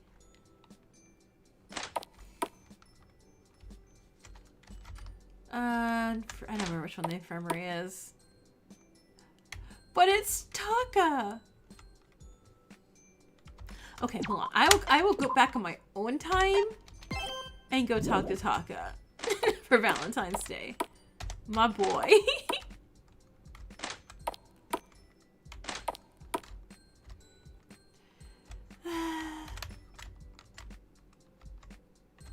So go find Molly. See, look. What does everyone want me to find? Oh, I know that's the garden. Oh no, that's not the garden. I don't know where anything in the school is. Alright, there she is.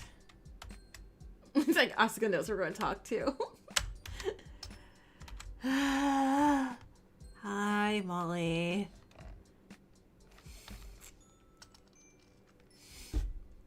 Even Shinku's like, eh? And Molly's like, Shinku, you came to see me? You never want to talk to me. Of course. Sorry, I know you probably wanted space, but I wanted to see you. You really are hopeless, huh? There's one attached here. Me or you? I promise I'll be fine, really. I know. It just felt wrong leaving you alone on Valentine's Day. I didn't want you to spend it alone. Not the groan. I don't hate her. Like, I would be friendly and kind to her. And I'd be like, girl, where'd you get that cardigan? It's super cute. And I'd be like, do you want me to make you some hairpins? And then, you know, I'd play some board games with her and accidentally become her friend. But I wouldn't go to her for my Valentine's Day option. But I guess, you know, Asuka's making milk chocolate, so I can't spend time with Asuka. Well, I've never really celebrated before. So it's only different from being alone, really. Sorry, I've been avoiding you. Is that so? Well then. Oh my god, Shinku. Shinku flirting for us here. Well, just to make sure you'll never have to spend another one alone ever again. Hey, come on now. There's no need for all that. Valentine's Day is more of a guy's holiday. I should be giving you chocolate and keeping you company. Then you can have both Valentine's Day and White Day. I'll catch you up on everything you've missed.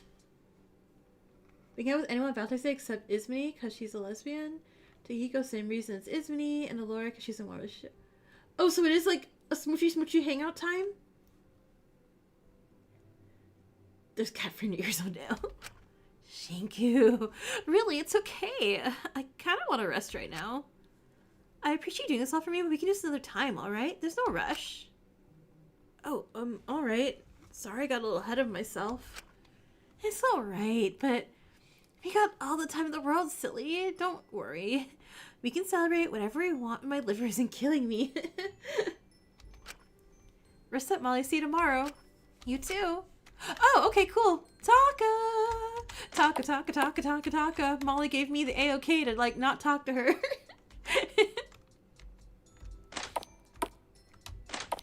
If I remember which room you're in, because I kind of already forgot. What's this one? Damn it. Damn it. Where is he? There he is.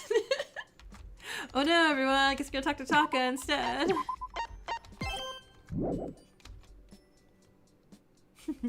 Shinku! Happy Valentine's Day! Got much chocolate today? No. Just from Asuga. You jealous? You jealous? You seem excited, though. Reject Hershey's, return to Reese's. Oh no, we didn't hang out with her enough? We got locked out? Oh, because I never talked to her once? Oh, wow. Oh my god, wait. I've done the most free time events with Zeke. Is Zeke the one I have that's not locked out? Oh no, I can talk to Asuka too. Wow, you have so much in common. I didn't even either. You sound weirdly enthusiastic about that. Well, most of their Valentine's Day, I was alone until I moved to Japan, and then my female staff would give me obligation chocolate every year. But they really knew how to put the obligation into it. And Lyra has an event I could do? It never really meant all that much to me, but I wasn't complaining. It was still yummy in my tummy. But I remember I came off a set on my second Valentine's Day in Japan. I just finished recording a session when I heard all sorts of commotion coming from the barriers. It was Sugi, quarreling with security to let her in now that we finished recording. She'd made some sort of special chocolate truffles, and I had been so busy with work by the time she was able to get to me, it was all melty and sticky and gross.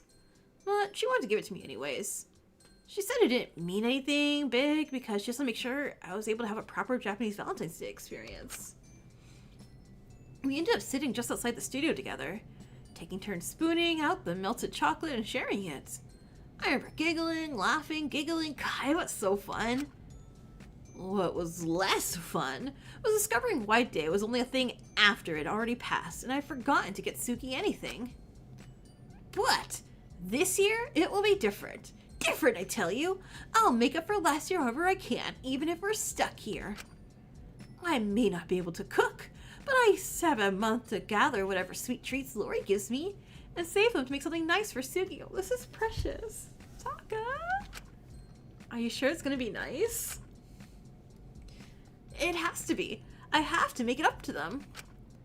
Even if it's melty and kind of gross, I want to put the thought and energy in. That's what counts. It wasn't the chocolate that made Valentine's nice last year. It was Sugi's company. So maybe it doesn't matter if the treat is good. As long as the thought is there, it'll be enough for me. Besides, it's a foolproof plan. My birthday is just before White Day. Lori is bound to give me a bunch of treats then, so I'll be sure to have enough. You're a lot sweeter than I would have expected, Taka. What? You jealous all of a sudden, Stinky Poo? Wait, well, don't you worry. You'll always be my number 2. Or 3. Lori's number 2. She's done a lot for me. But number 3 is still good. Good on you, Shinky Poo. In fact, if you like, I'll be yours for the rest of the day. What do you say? Want to spend some time with your Taka Waka? Yeah. Really? Oh, thank you so much. Isn't this exciting? I knew you liked me, Shinky Poo. Not like that. The fact is, oh my god, wait. Should I have visited Dracul's grave? Oh my god, am I a bad widower? And the fact is, Valentine's Day has nothing to do with this. I should have went to his grave. I had been pretty worried about Taka since his judgment. I couldn't say his verdict was undeserved, but even so, how he was being treated was a little shocking. Oh wait, I think I did this one already. Oh, right. No, wait. No. Maybe? You look a little thinner. Have you been eating enough? Well, at first it was a little tricky, but Alora's making sure I get enough calories each day. Wait, no I haven't. Read a fic for Taka. She could stand to get some better food, but at least it's something. I kinda gotten used to the fact something's better than nothing. If she gave me dessert every day, I'm sure some people would have something to say about it. Think I don't deserve it or something? I'm such a bad widower. I am. Well, I mean, what you did was pretty bad, wasn't it? Taka. Yeah, I messed up, huh? What a stinker I am. Yeah, I did this one already. I actually have done this one already. Huh. Alright, so back out and do someone that's not Taka then. Let me pull that back up again. I remember that little stinker joke. And I'm like, wait a second.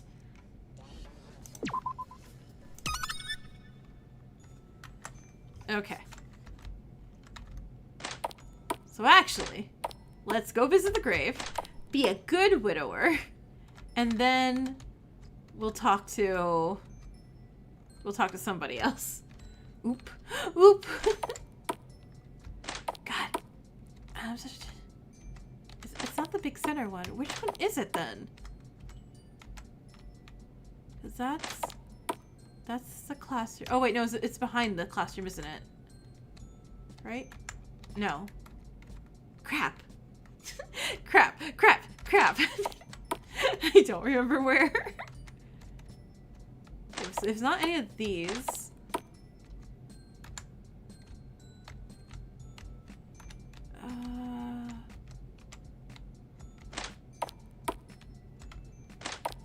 It's past the cafe. Oh, right. Thank you.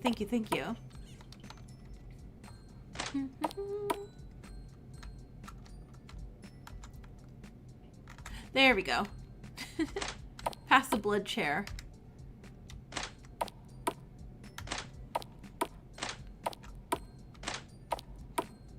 Ah, this big spot. Okay. Hey. That's Mint's grave. My bad. Someone's a pink hydrangeas next to Mint's grave. Wait. There it is. I'm like... Dracul's grave. Happy Valentine's Day, Dracul! Let me do a little dance for you. Love you. Miss you. Nothing's happening between me and Molly, I promise. Well, not promise, because Shinko may break that. Okay. There we go. I'm a good widower now. Alright, Zeke! What up? I think we have the most free time events. Unless you're still high. Okay, I guess Asuka it is.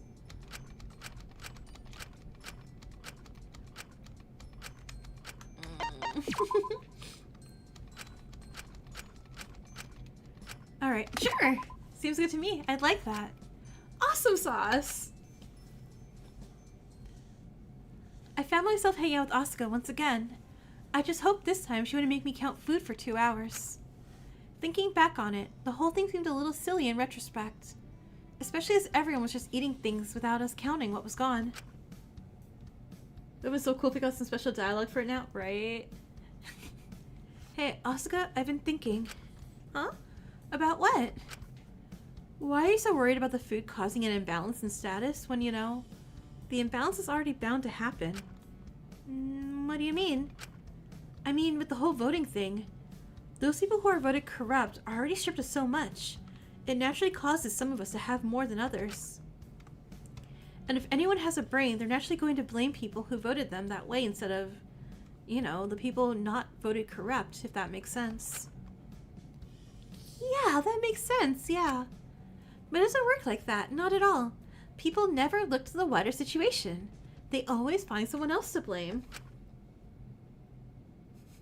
We come back to Oscar because we got friend zoned from our boo. We got friend zoned and we got dead zoned. like, oop.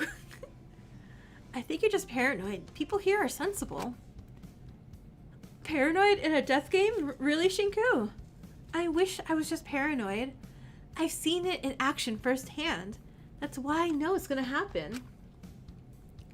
I like thinking the best in people, but even a minorly bad situation can bring out the worst in people. Like what? When I was little and I did a lot of modeling. Shinku, foot and mouth problems. Really? You? I can't imagine you as a model. Of all people, you? Wow, real subtle, Shinku, thanks. Shinku, is subtle your middle name? Jeez. Sorry, I didn't mean to offend you. Just kidding, I don't care. I know I'm really not the type to be into modeling. You'd have to be crazy to think that was my thing. I just find it funny to catch you off guard like that. You should have seen your face. You could never not be paranoid in killing the game unless you want to... Exactly! Sorry. Yeah, Shinku's canceled again. Ah, damn it, Shinku. Anyway, point is, modeling was the pits. No one liked it. You're all kids. We want to be making mud pies, not being drowned in hairspray and mascara. None of us wanted to be there. It was the worst. But you know, instead of taking it out on our parents who forced us into it, or the photographers or anything, we took it out on each other, making the whole thing even worse. You think, oh, that girl gets paid more, or her ma came to surprise her. She must have it better. She can get taken down a few pegs. And it sucked. But none of us realized at the time we could have made the whole thing a lot better if we just helped each other and realized the real problem was the bigger picture. When will you learn, Shinku? I didn't mean to downplay anything here. That sounds bad. But you're all kids. It makes sense your perspective was limited. And y'all are dumbasses here. I understand Asuka's point. We're all adults here. We're more sensible. We're definitely sensible adults who will do no wrong because we're all so smart and learned. We're able to see the bigger picture, more mature. Oh my god, Shinku. Shinku, what are you doing? We need Ryu actually to help Shinku here.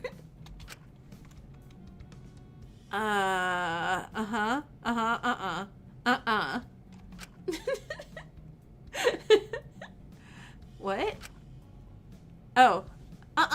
Bubble. That was like an incorrect buzzer noise, you know? Like on them game shows. Oh, you're saying I'm wrong? Yep, you got it. You are super, super wrong, Shinku. There's really only one difference between kids and adults, and it's not maturity. The only difference is kids have an excuse. Adults are bigger kids who no longer have any excuses and still continue to be stupid and immature. Is that really a fair assessment? Think of literally any politician you know. Exactly. So it doesn't matter if it's a group of kids, adults, or anything else. If someone sees someone else has it better than them, they'll knock them down, even if that person isn't causing their suffering. No, that's wrong.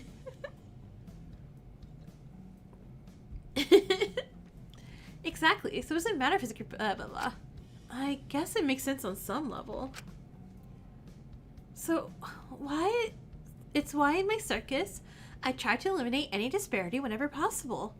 I wanted everyone to be on the same level as everyone else. Did that actually work? Close. As well as I could have.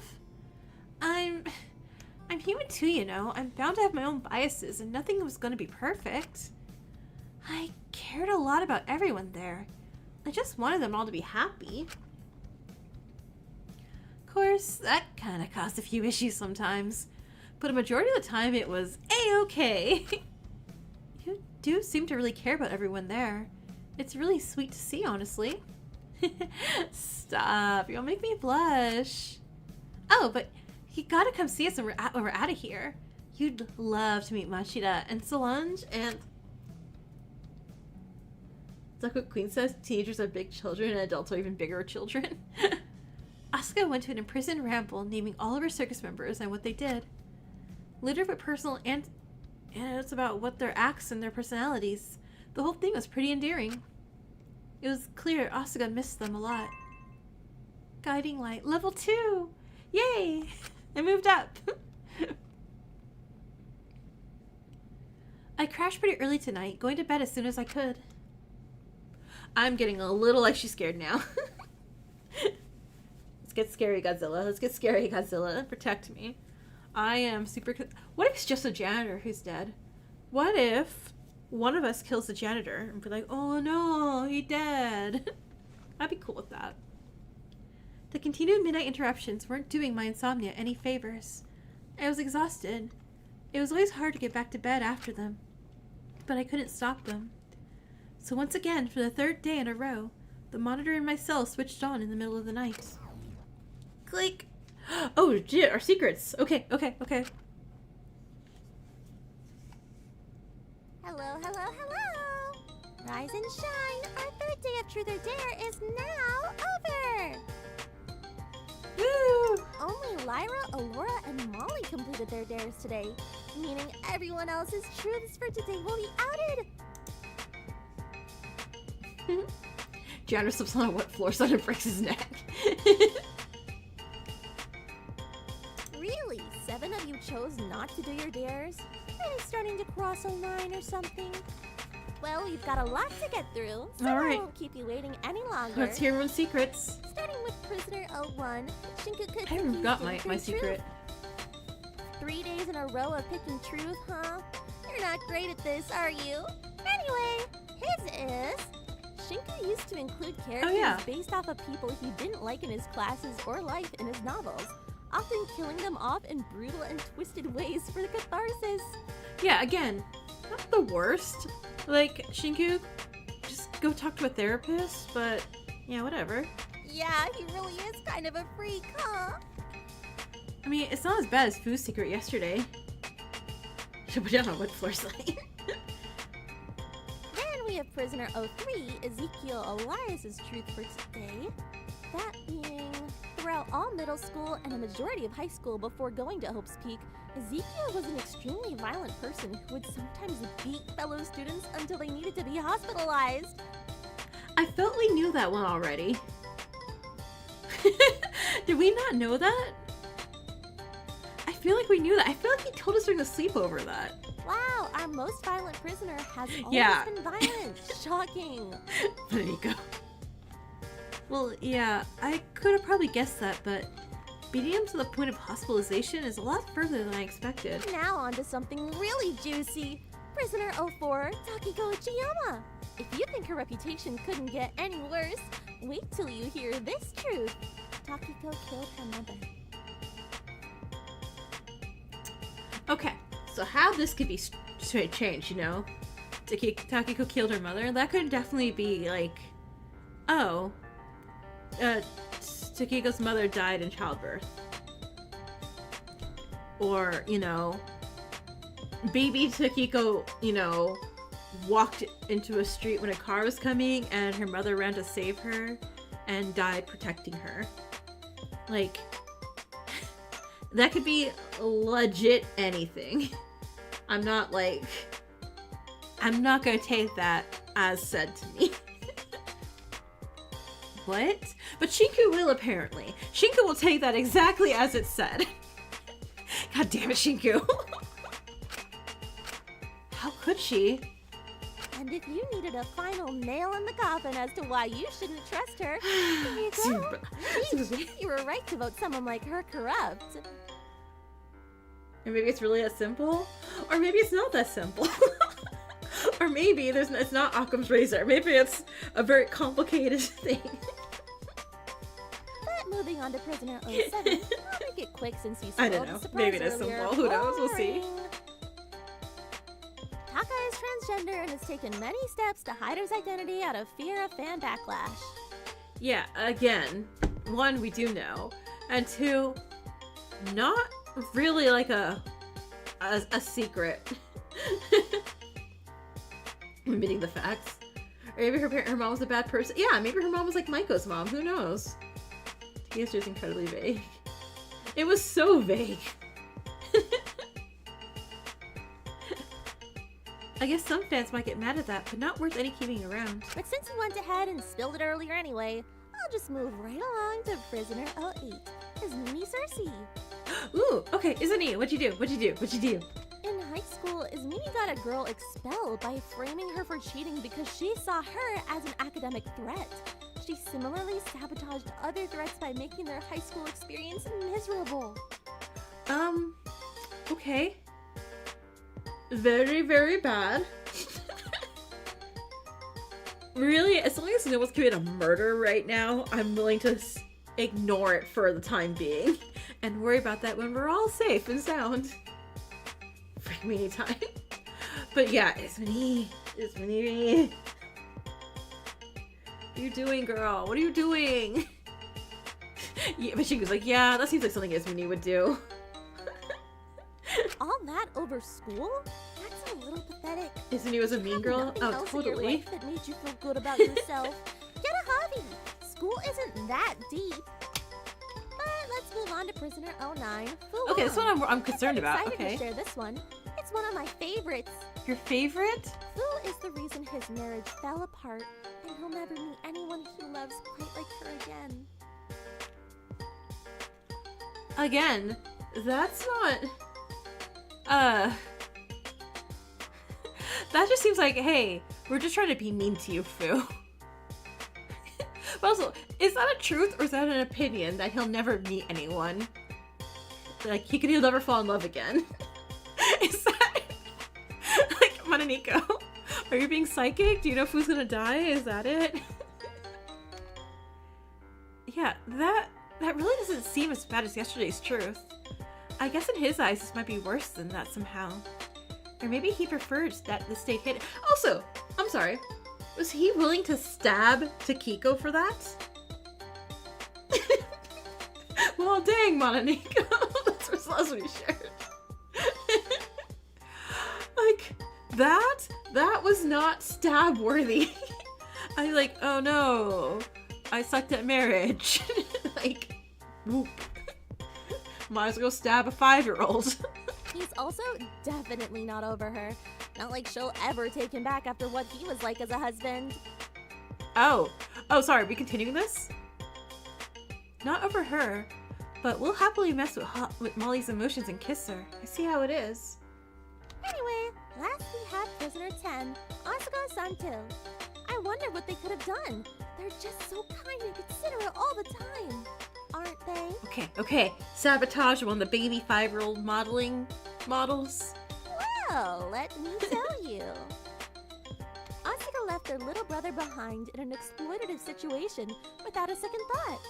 He endured incredible amounts of hardship that Asuka could have saved him from. Vague? Wow. So much for being one of the better ones, huh?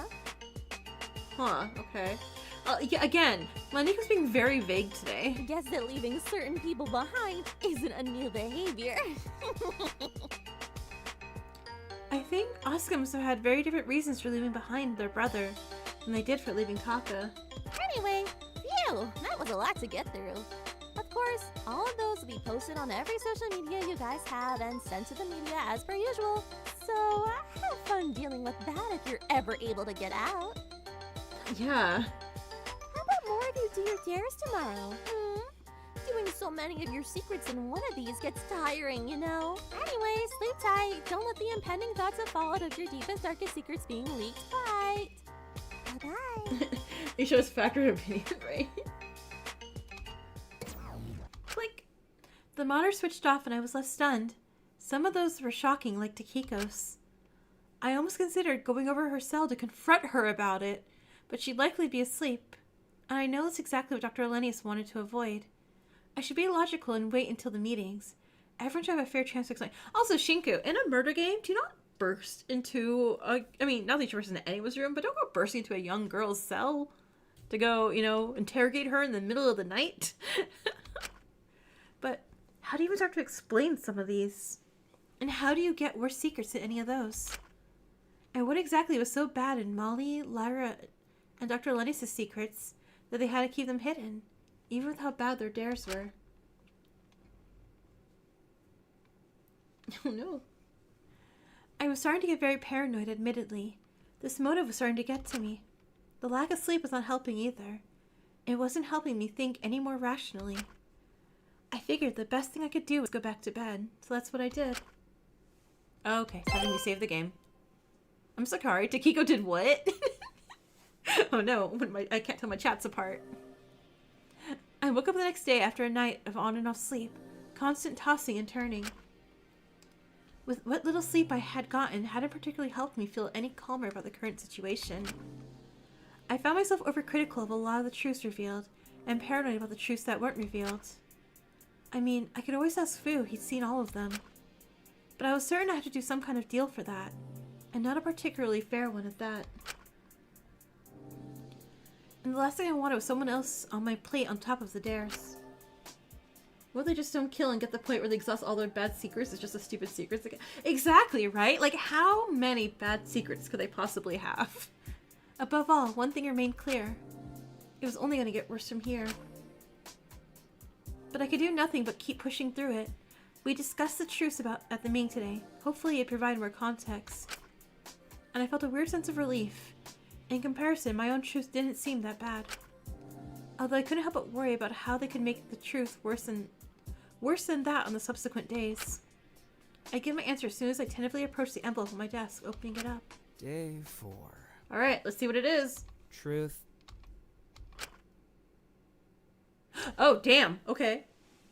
Shigu's like, alright, time to do a murder. Shigu's like, man, it was nice knowing you, Fu. Gotta murder ya. I froze, seeing what was written. My mouth instantly went dry. Right there, in front of me, was the awful truth I was trying to avoid. Perhaps I assumed if it wasn't spelled out for me, the reality would be different, that it wasn't my fault. But in the end, it was all me. Oh God, it was all my fault. I immediately started panicking. I knew it was something I'd have to own up to eventually. But if that came out, it could be detrimental. Whatever protection I've built here would crumble. I'd quickly become a target. I'm sorry, Akari, but you had to understand. It wasn't a matter of morals. It was a matter of staying alive. This was a killing game, and given how extreme the truths and dares were starting to get, people would start to jump others for the slightest of reasons. I just knew it couldn't come out. Before I knew it, my eyes began traveling down to the dare. Dare. Destroy Prisoner 05's pin. Oh, that doesn't seem too bad at all. Okay, Shinku, it's going to be okay. Deep breaths. What is it? I don't think we're gonna know, but it has to do with Akari for sure. A pin. Right. Who was Prisoner 05 again? I'm 01, Lyra's 02, Ezekiel's 03, Takiko is 04, 05 is... Cool. I'm sorry. We just did a little dance for his grave. We are not digging up his grave. Or did he give us a pin? I don't remember. Shinku. Oh. That's why it was my dare. Oh, thank God we have it. Okay, we have it on the bedside table. We're not destroying that, mind you. I'm sure somebody's gonna die. I was so scared we had to go dig up his body and destroy something of his. But digging up his body. Okay. My gaze lingered on a small pin on my bedside table. The one Takiko had given me after the last trial. Okay, we're I feel like a little better. I'm feeling a little better. We're not ruining a grave. Ismini had the other one, but the dare said I only had to destroy one, so I could just use mine, right? Seemed easy enough. But for some reason I hesitated before I went to grab it. It was one of the last things I had your cool. But above that, it was the foundation of my promise to Ismini. It was meant to be what cemented it. I promised not to give in to this game, not to kill anyone, not to leave her entirely alone. I know she was fairly reasonable. She would understand eventually if it was a dare. But after having her trust broken by Dracul, I don't know how she'd take me breaking the pin after that promise meant so much to her. Why am I— You have all day to think about this, Shinku. You don't do this now. Someone will die. It's okay, Shinku. Why am I hesitating? It's just a pin. Ismini isn't. She'll understand.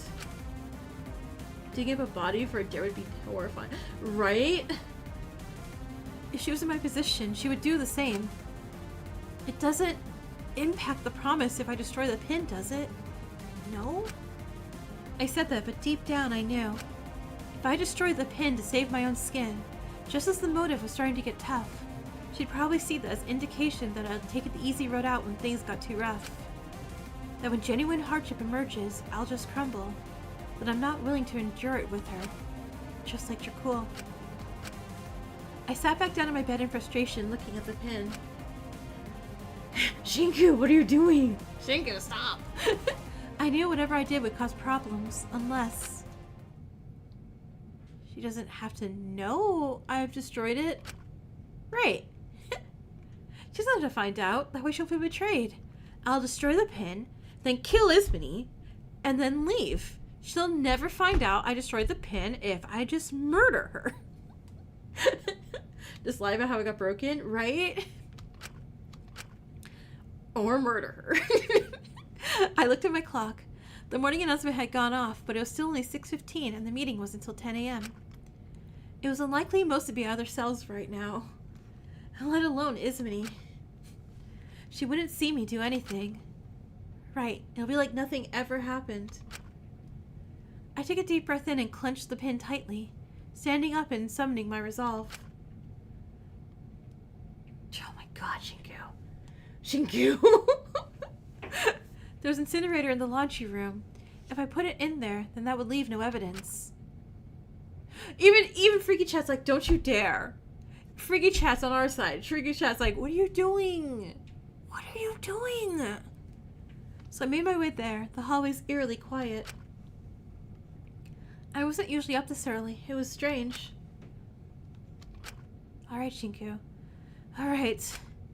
I looked down at the little pin in my hands, the light bouncing off of its surface as I moved it back and forth. Ismini's 1000% finding out. I saw my own eyes in the reflection, holding no accusation. It's just what I had to do. If anything, getting rid of it was probably for the best. In the end, everyone else is right. Dracul was a murderer. I understand why Ismini mourned his death. She knew him far before the game. So that's a 6:15. Good to know. Oh, right. Times, huh? But I'd only known him a month. That was the truth of it. I had no right to feel like something was missing. I had no right to think of what ifs. I was just filling myself with empty pipe dreams that couldn't be healthy. Shinku sucks. And if I burnt him all the way to ash, crossed him out, then perhaps I'd be able to see those I've been using to fill the empty space he left in their own rights. No. So I placed the pin in the incinerator, taking a deep breath in. This didn't change my promise. Ismini would be reasonable about this. I knew that. No! He did it! Yet an awful guilt filled me as I turned the incinerator on. And then you put your hands in and pulled it out like spaghetti. The radiating heat from the incinerator felt cold as it touched my skin. It was done now. That was the end of it.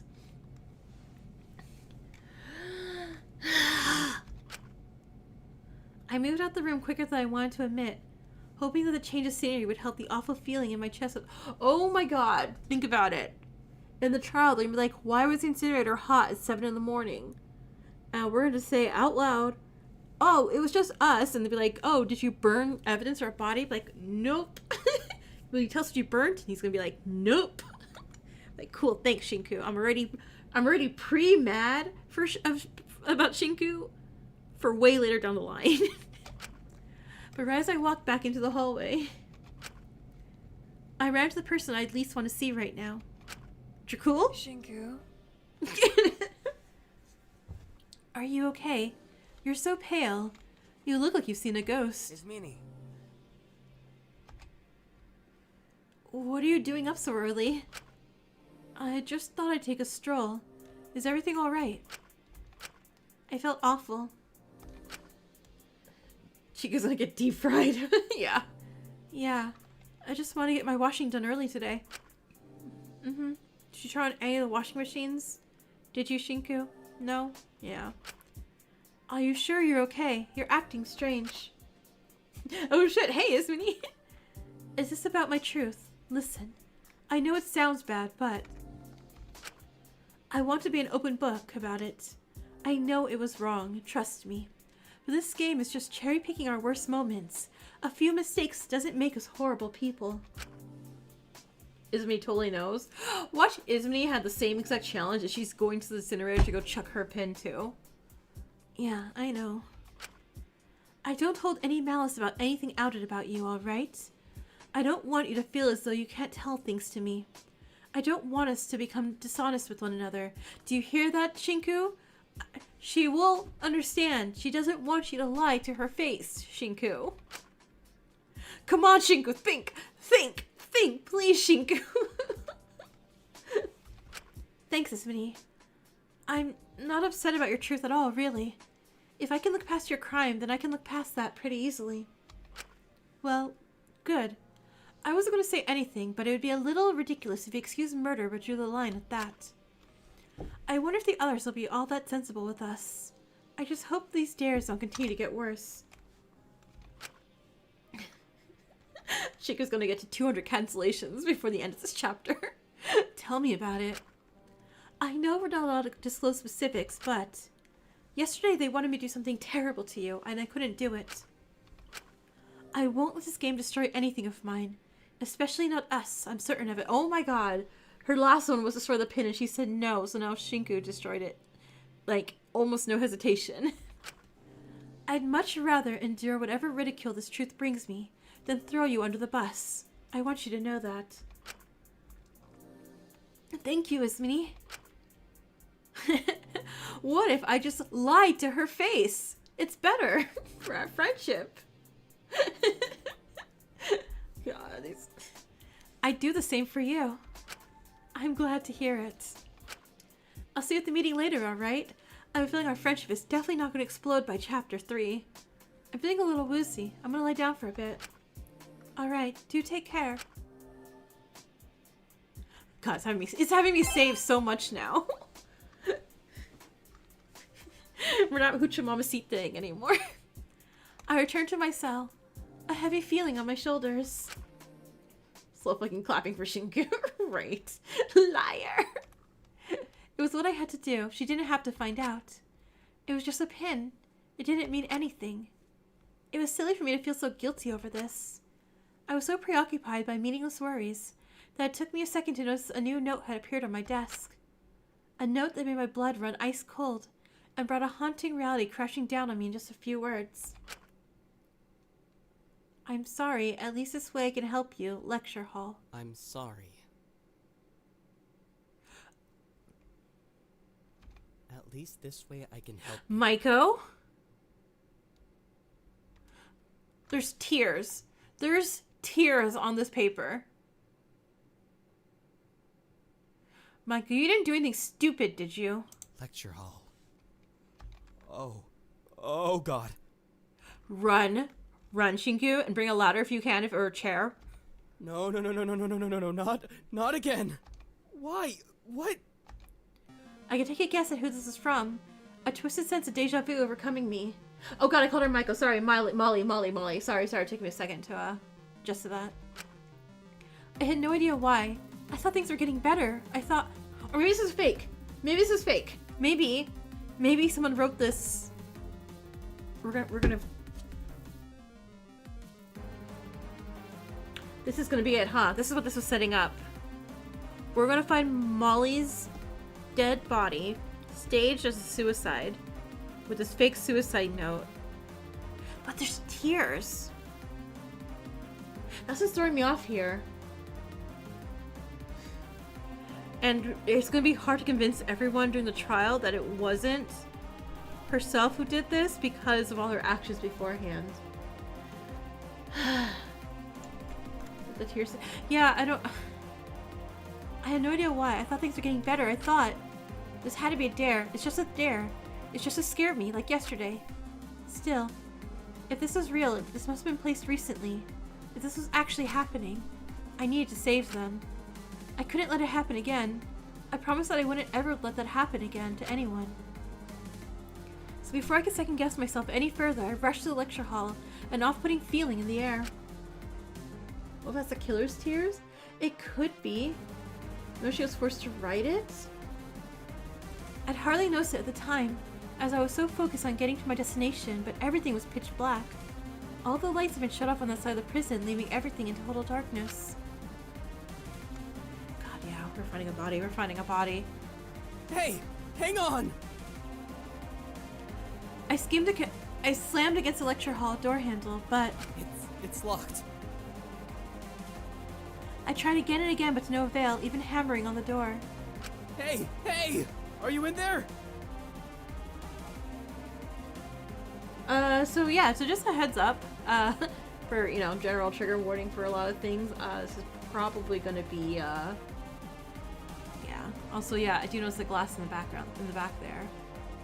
I'm sorry. Oh, she's still alive! Molly! What do you mean you're sorry? Molly! Hey, it's okay. Just let me in, alright? I want to help. I'm here to help. Okay, oh god! Oh... This isn't funny, come on. I'm not gonna be mad. Just open up. It's just a dare, it's just... I can't do this anymore. Molly, no. Oh my god. Wait, we never like been here when something like this gonna happen. Hey. Yes, you can. The stupid motive will end soon. And what about everything we said yesterday about living properly and finding things to enjoy about adulthood? Molly, please, you could live your own life, please. Shinky, the window's broken on that side. Go hop through the window. It would be better if I was gone. I've known that for a while. So you're just running? Please, come on, we promised we'd stay in touch after we got out. Don't you still want that? I'm so sick of stupid dreams that things could be better. Everything feels so temporary. It's never been about if I'm going to do it. It's always been about when. Ever since I was little, I was a failure from the very start. Always thinking like this. There really is something wrong with me. I don't want my death to be for nothing. If I can help someone I care about, then maybe my life will have been for something. Maybe I can still have some value.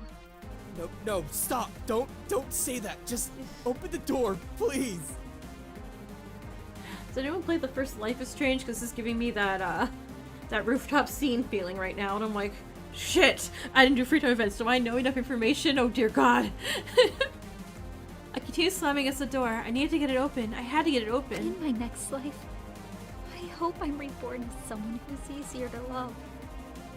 I'm sorry. I'm not letting you have anything to apologize for. Stop! The door eventually buckled under my weight and slammed open. I ran to the dark lecture hall. My desperate panic causing me to trip right over a rope onto the... I didn't have time to look up before I heard something topple to the ground. Wait.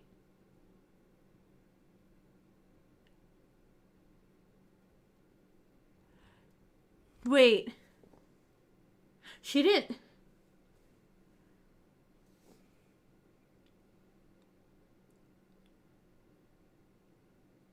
we didn't set this off, did we, on accident?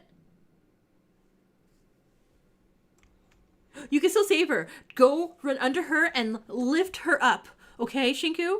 I need you to go do that, alright? Shinku. You may be shocked at first, but it's not instant. It's not instant. You said go run and lift up her. Just lift her up, okay? And a crack as she was hoisted into the air. I looked up at her ascending, a gut-wrenching familiarity to the sight. No.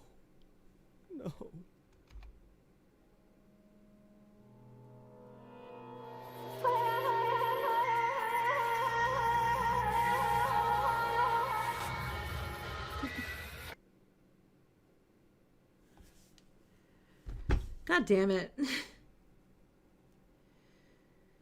Okay.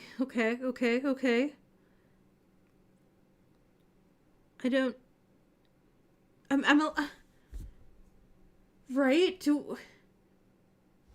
It's not a door trap? Is this a door trap? Oh god, is this trial gonna be... So I thought this trial was gonna be, you know, us proving she didn't do this, but is this trial actually... No, it was her mascara. I think her mascara was just, because she was crying. Were there... Wait, okay. You making it look... what? No, I don't. Maybe it was... She never directly said Shinku. She looks to have been dead for a while. Did you get all that in the 3 seconds we saw her body? Oh, okay, now we got her body back in. Yeah. Okay, so, like...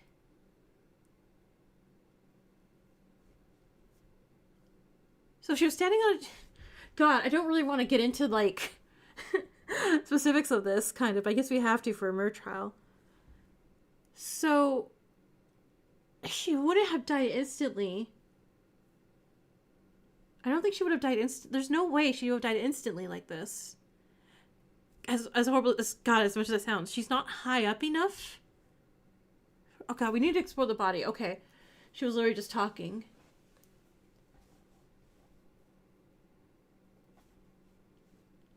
Do we have a tape recorder? We can check a tape recorder.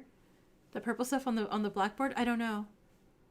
Because that was, again, I know it's not canon anymore, but the first Antebellum, she used a tape recorder. Save logistics for later. Yeah, you know what? Yeah. Let me get through this. Sorry. Molly. Oh God. No. Molly. I could probably process what had happened. Did I? I didn't, did I? Oh God. Molly, I'm sorry. I'm so sorry. It happened again. I couldn't do anything to stop it. I've been useless in the end. I froze up. I couldn't do anything but stare at her. A crushing defeat coming over me. I didn't know how long I'd been there, unable to move, unable to speak, shocked and horrified. When an announcement I could barely focus on echoed behind me. Ding dong bing bong.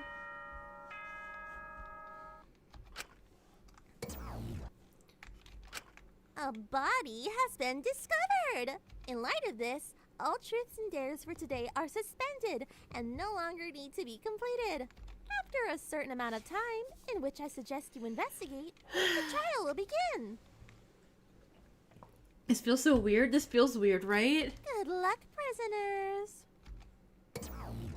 Like, normally I'm in shock or, you know, like, or like, oh no, but like this was just like, we were just talking to her, kind of, maybe. Alright, so, a body? Well, of course, but you needed 3 people for a body discovery. I was the only one person here. Wait! Yeah. Yeah, wait, what the heck? Yeah, hold up. There's no one else behind? I thought someone walked in behind us or something. Which could only mean one thing. Oh god.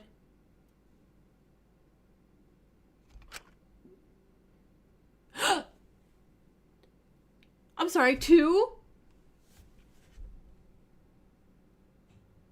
Kiko? Kiko!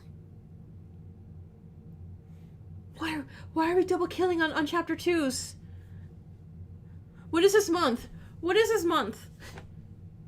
Please just be the janitor. Please just be the janitor. Please just be the janitor. Hey, come on. I'm not mad. I just want to talk about things. Wait, Takiko? No, they wouldn't. Kiko! Jeez, I can't find her anywhere. I've been looking for her since the morning announcement, but there's no trace of her wherever I go. A double in chapter 2. You love that? I mean, you're loving it. I'm just, there's a little bit. Okay, yeah, is it? Maybe she's hiding, but why would she? Well, her truth did seem pretty severe, but I don't think it's like that. The cat always has a way of wording these things to sound worse than they are. Exactly, Asuka. If she had intentionally killed her, then why wasn't that her crime instead? Exactly! See? Not to mention that night, when she said she wished she was never. I am certain there was more to it. I don't know if the others are going to consider that. I just need to talk to her. I promised her I'd be a better friend. I wasn't going to go back on that. Where could she have gone to? I haven't checked the courtyard yet. Maybe that's where she went. To get some peace and quiet. Right. I approached the doors, but just as I was about to go in, someone grabbed my shoulder, a grave expression on his face. Beautiful CG, but what? Don't go in there.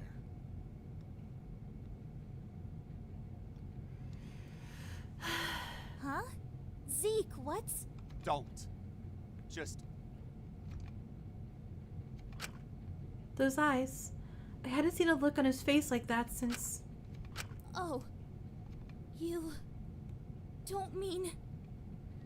God. God, is it Takiko?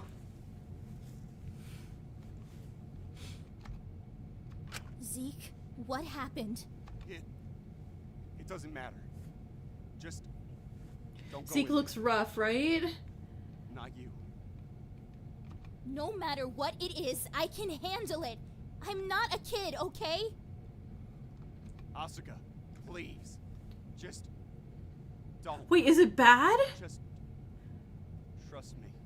He's making it sound like it's really bad in there. Oh my god. Oh god, what happened? Sorry. What happened to her? What happened to her? What happened to her? He was really desperate for once. I'd never seen him like this.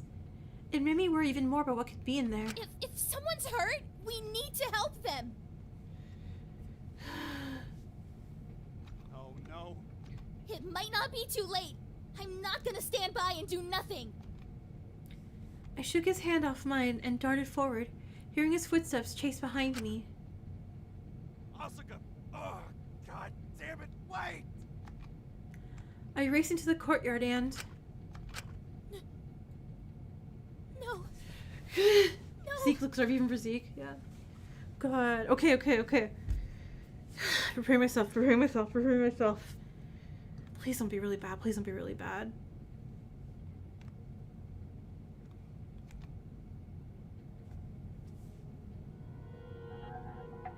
What is that? No!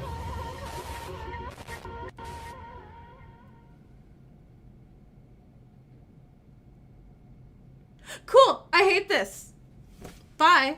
Bye, everyone. Rip. What the hell, Rip?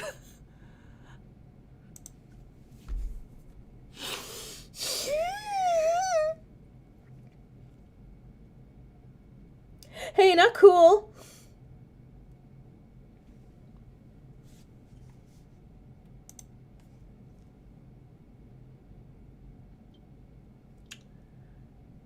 I missaw that, right? I missaw that. I just missaw that. Nope. No.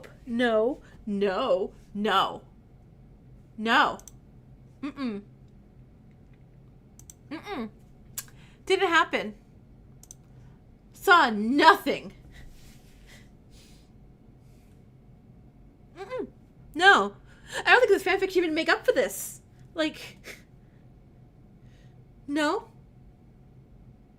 What did they do? I don't know. Nothing, actually. Nothing, because he's totally fine, and he's alive and okay. Isn't that right, Taka? Why, yes, Jax. That's of course. I'm okay. Me and Man the Fish are just hanging out. Wow, that's so great, Taka. Thanks. Glad you're all right.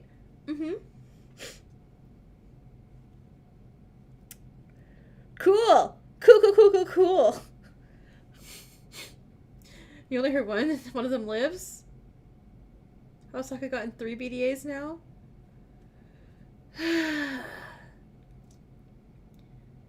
It's 4 and locked. Right? Okay, so like what? Mint, Jakul, Taka, and Asuka are my top 4 favorite characters.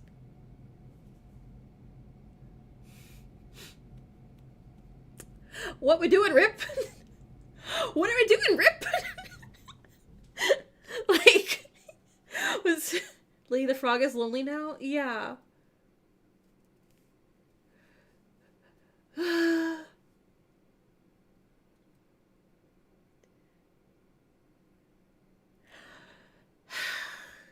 swear to God, if Alora is a killer again. Cool. You could type it. Okay. Okay, I'll continue. Rip is ripping our hearts out right now. Clearly!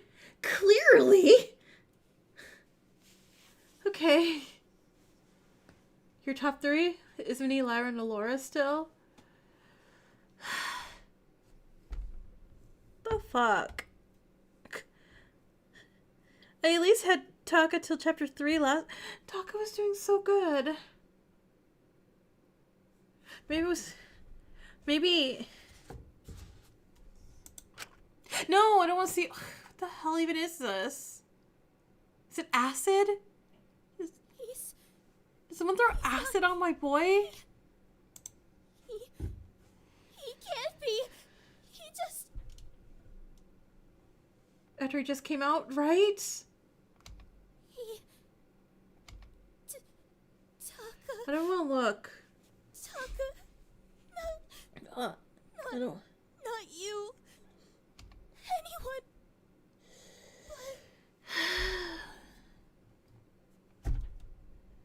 But you. What if Takiko did it? Just his skin, not his clothes? I'm guessing maybe the showers or something. I don't know. God, I don't know. What the hell?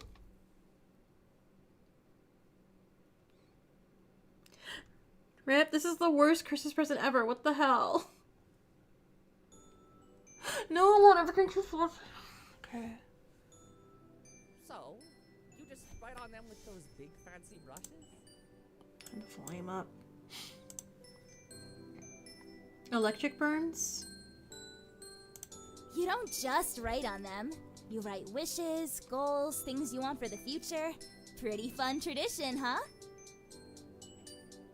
Kuzasoda, hi. They say if I'm you not hang having it a on good the time right bamboo now. branches, there's a chance your wish will get granted. Does it work? Guess you'll have to give it a go yourself and find out. Here, you try writing one.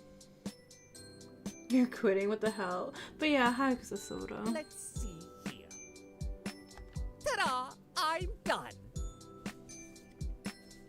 I wish to be friends with Sugi forever. What do you think? Think it'll get granted? You're crushed too. Depends if they can read your big clunky handwriting. Well, I, for one, hope it gets granted. Because the happiest I've ever been... Nick will be very mad in the Antebellum Discord after this. You don't need wishes to keep being my friend, silly.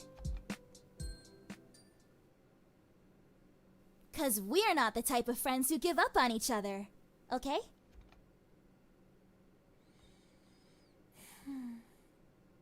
What do you mean save the game? What do you mean that's it? Even though you played this weeks ago, you're still crushed? What the hell? This is homophobic. Anyway, and also what? Milk chocolate one. Everything about today is wrong. Dan, no one liked white chocolate. I'm so sorry, white chocolate team. Taco, my poor baby boy. You sob in your dreams because you gotta sleep. Good night.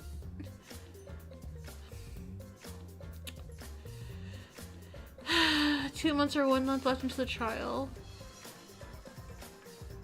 I mean, I guess I like being mad at avenging people, I guess. That'd be a Christmas miracle, have chocolate come back to life, right? I'm so sorry, lady. I'm so sorry. He lived less than he did in his original ending. This is dead. Right? I was just saying that. Like, hey. Okay, so I'm gonna make Maiko's cardigan. I don't know. Maybe I'll, like, commission a crochet man the fish or something. You know what it's time for? Oh, next week is Mauve. That's what it's time for. So not really time for, like, we got 7 days. Justice for Taka and Molly. God, like... And, like, poor Molly, too. I was literally talking about how, man, it'd be so great if Molly survived till chapter 3. So we can have, like, her and her development, her growth and development existing. She only had growth and development for a hot second before they're like, bye. I don't know. I don't know, man. And Molly too, you're excited for Mauve. Yeah, I'm excited for Mauve too. I want to see my Rion again. There's so many theories you have, but until the trial. Yeah. Again, I'll have to... I'm not gonna want to, but I'm going to look at the evidence and bodies and random things like that I really, again, do not want to do. But in the meantime, let's pay out... I'm being wholly fine and normal. Let's pay out the mana coins for the top fans. Alright, so let's pull this up. Mob Chapter 2 is so good. What could have caused it was another truth? Probably. I mean, we saw the way Shinku reacted to his truth. Your favorite character and your least favorite character died. Like... I mean, Molly was growing on me. She really was. Like, not like excessively growing on me, but she was. On the 3rd day of Christmas, Ripley gave to me 3 horrible events, 2 dead bodies, and a boatload of sadness and tears. Thanks. Man, February, a great time to kill off the best characters and love interest characters, or just like that.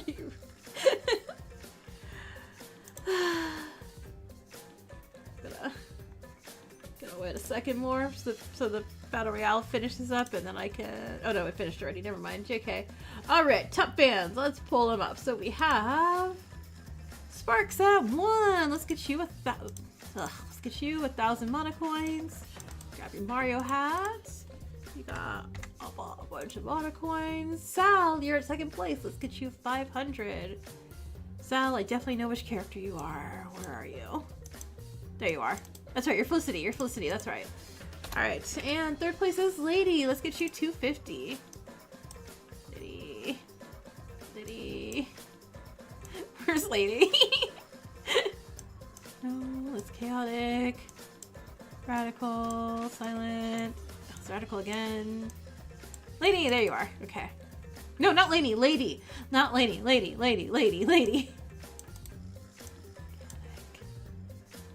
God damn it. Sorry. Where are you? Lady, say something so I can see you.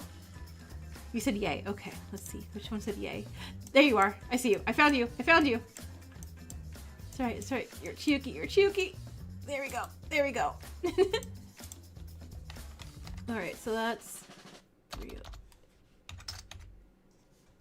There we go. This is worth a watch. We're gonna stay with Molly until the chapter 2 is done. Too many pixels. It's a lot of pixels on screen.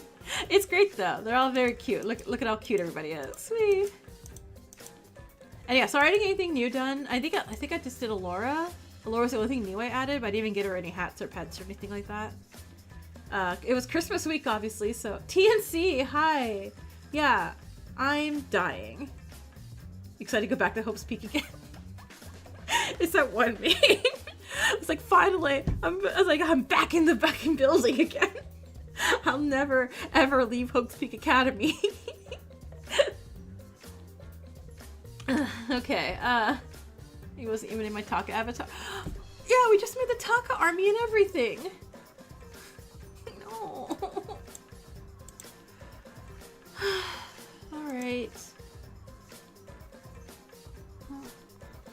Good night, everyone, I guess. I'm sad now. Alright, well, good night. I'll see you all next week. Tuesday will be Up the Devil. Wednesday will be the super special awesome New Year's Eve end of the year stream of fun indie stuff and fun things. Then Friday will be Danganronpa, and then next Saturday will be Love. So 4 streams next week, everyone. I'll see you all next time. Gotta avenge our king. Good night.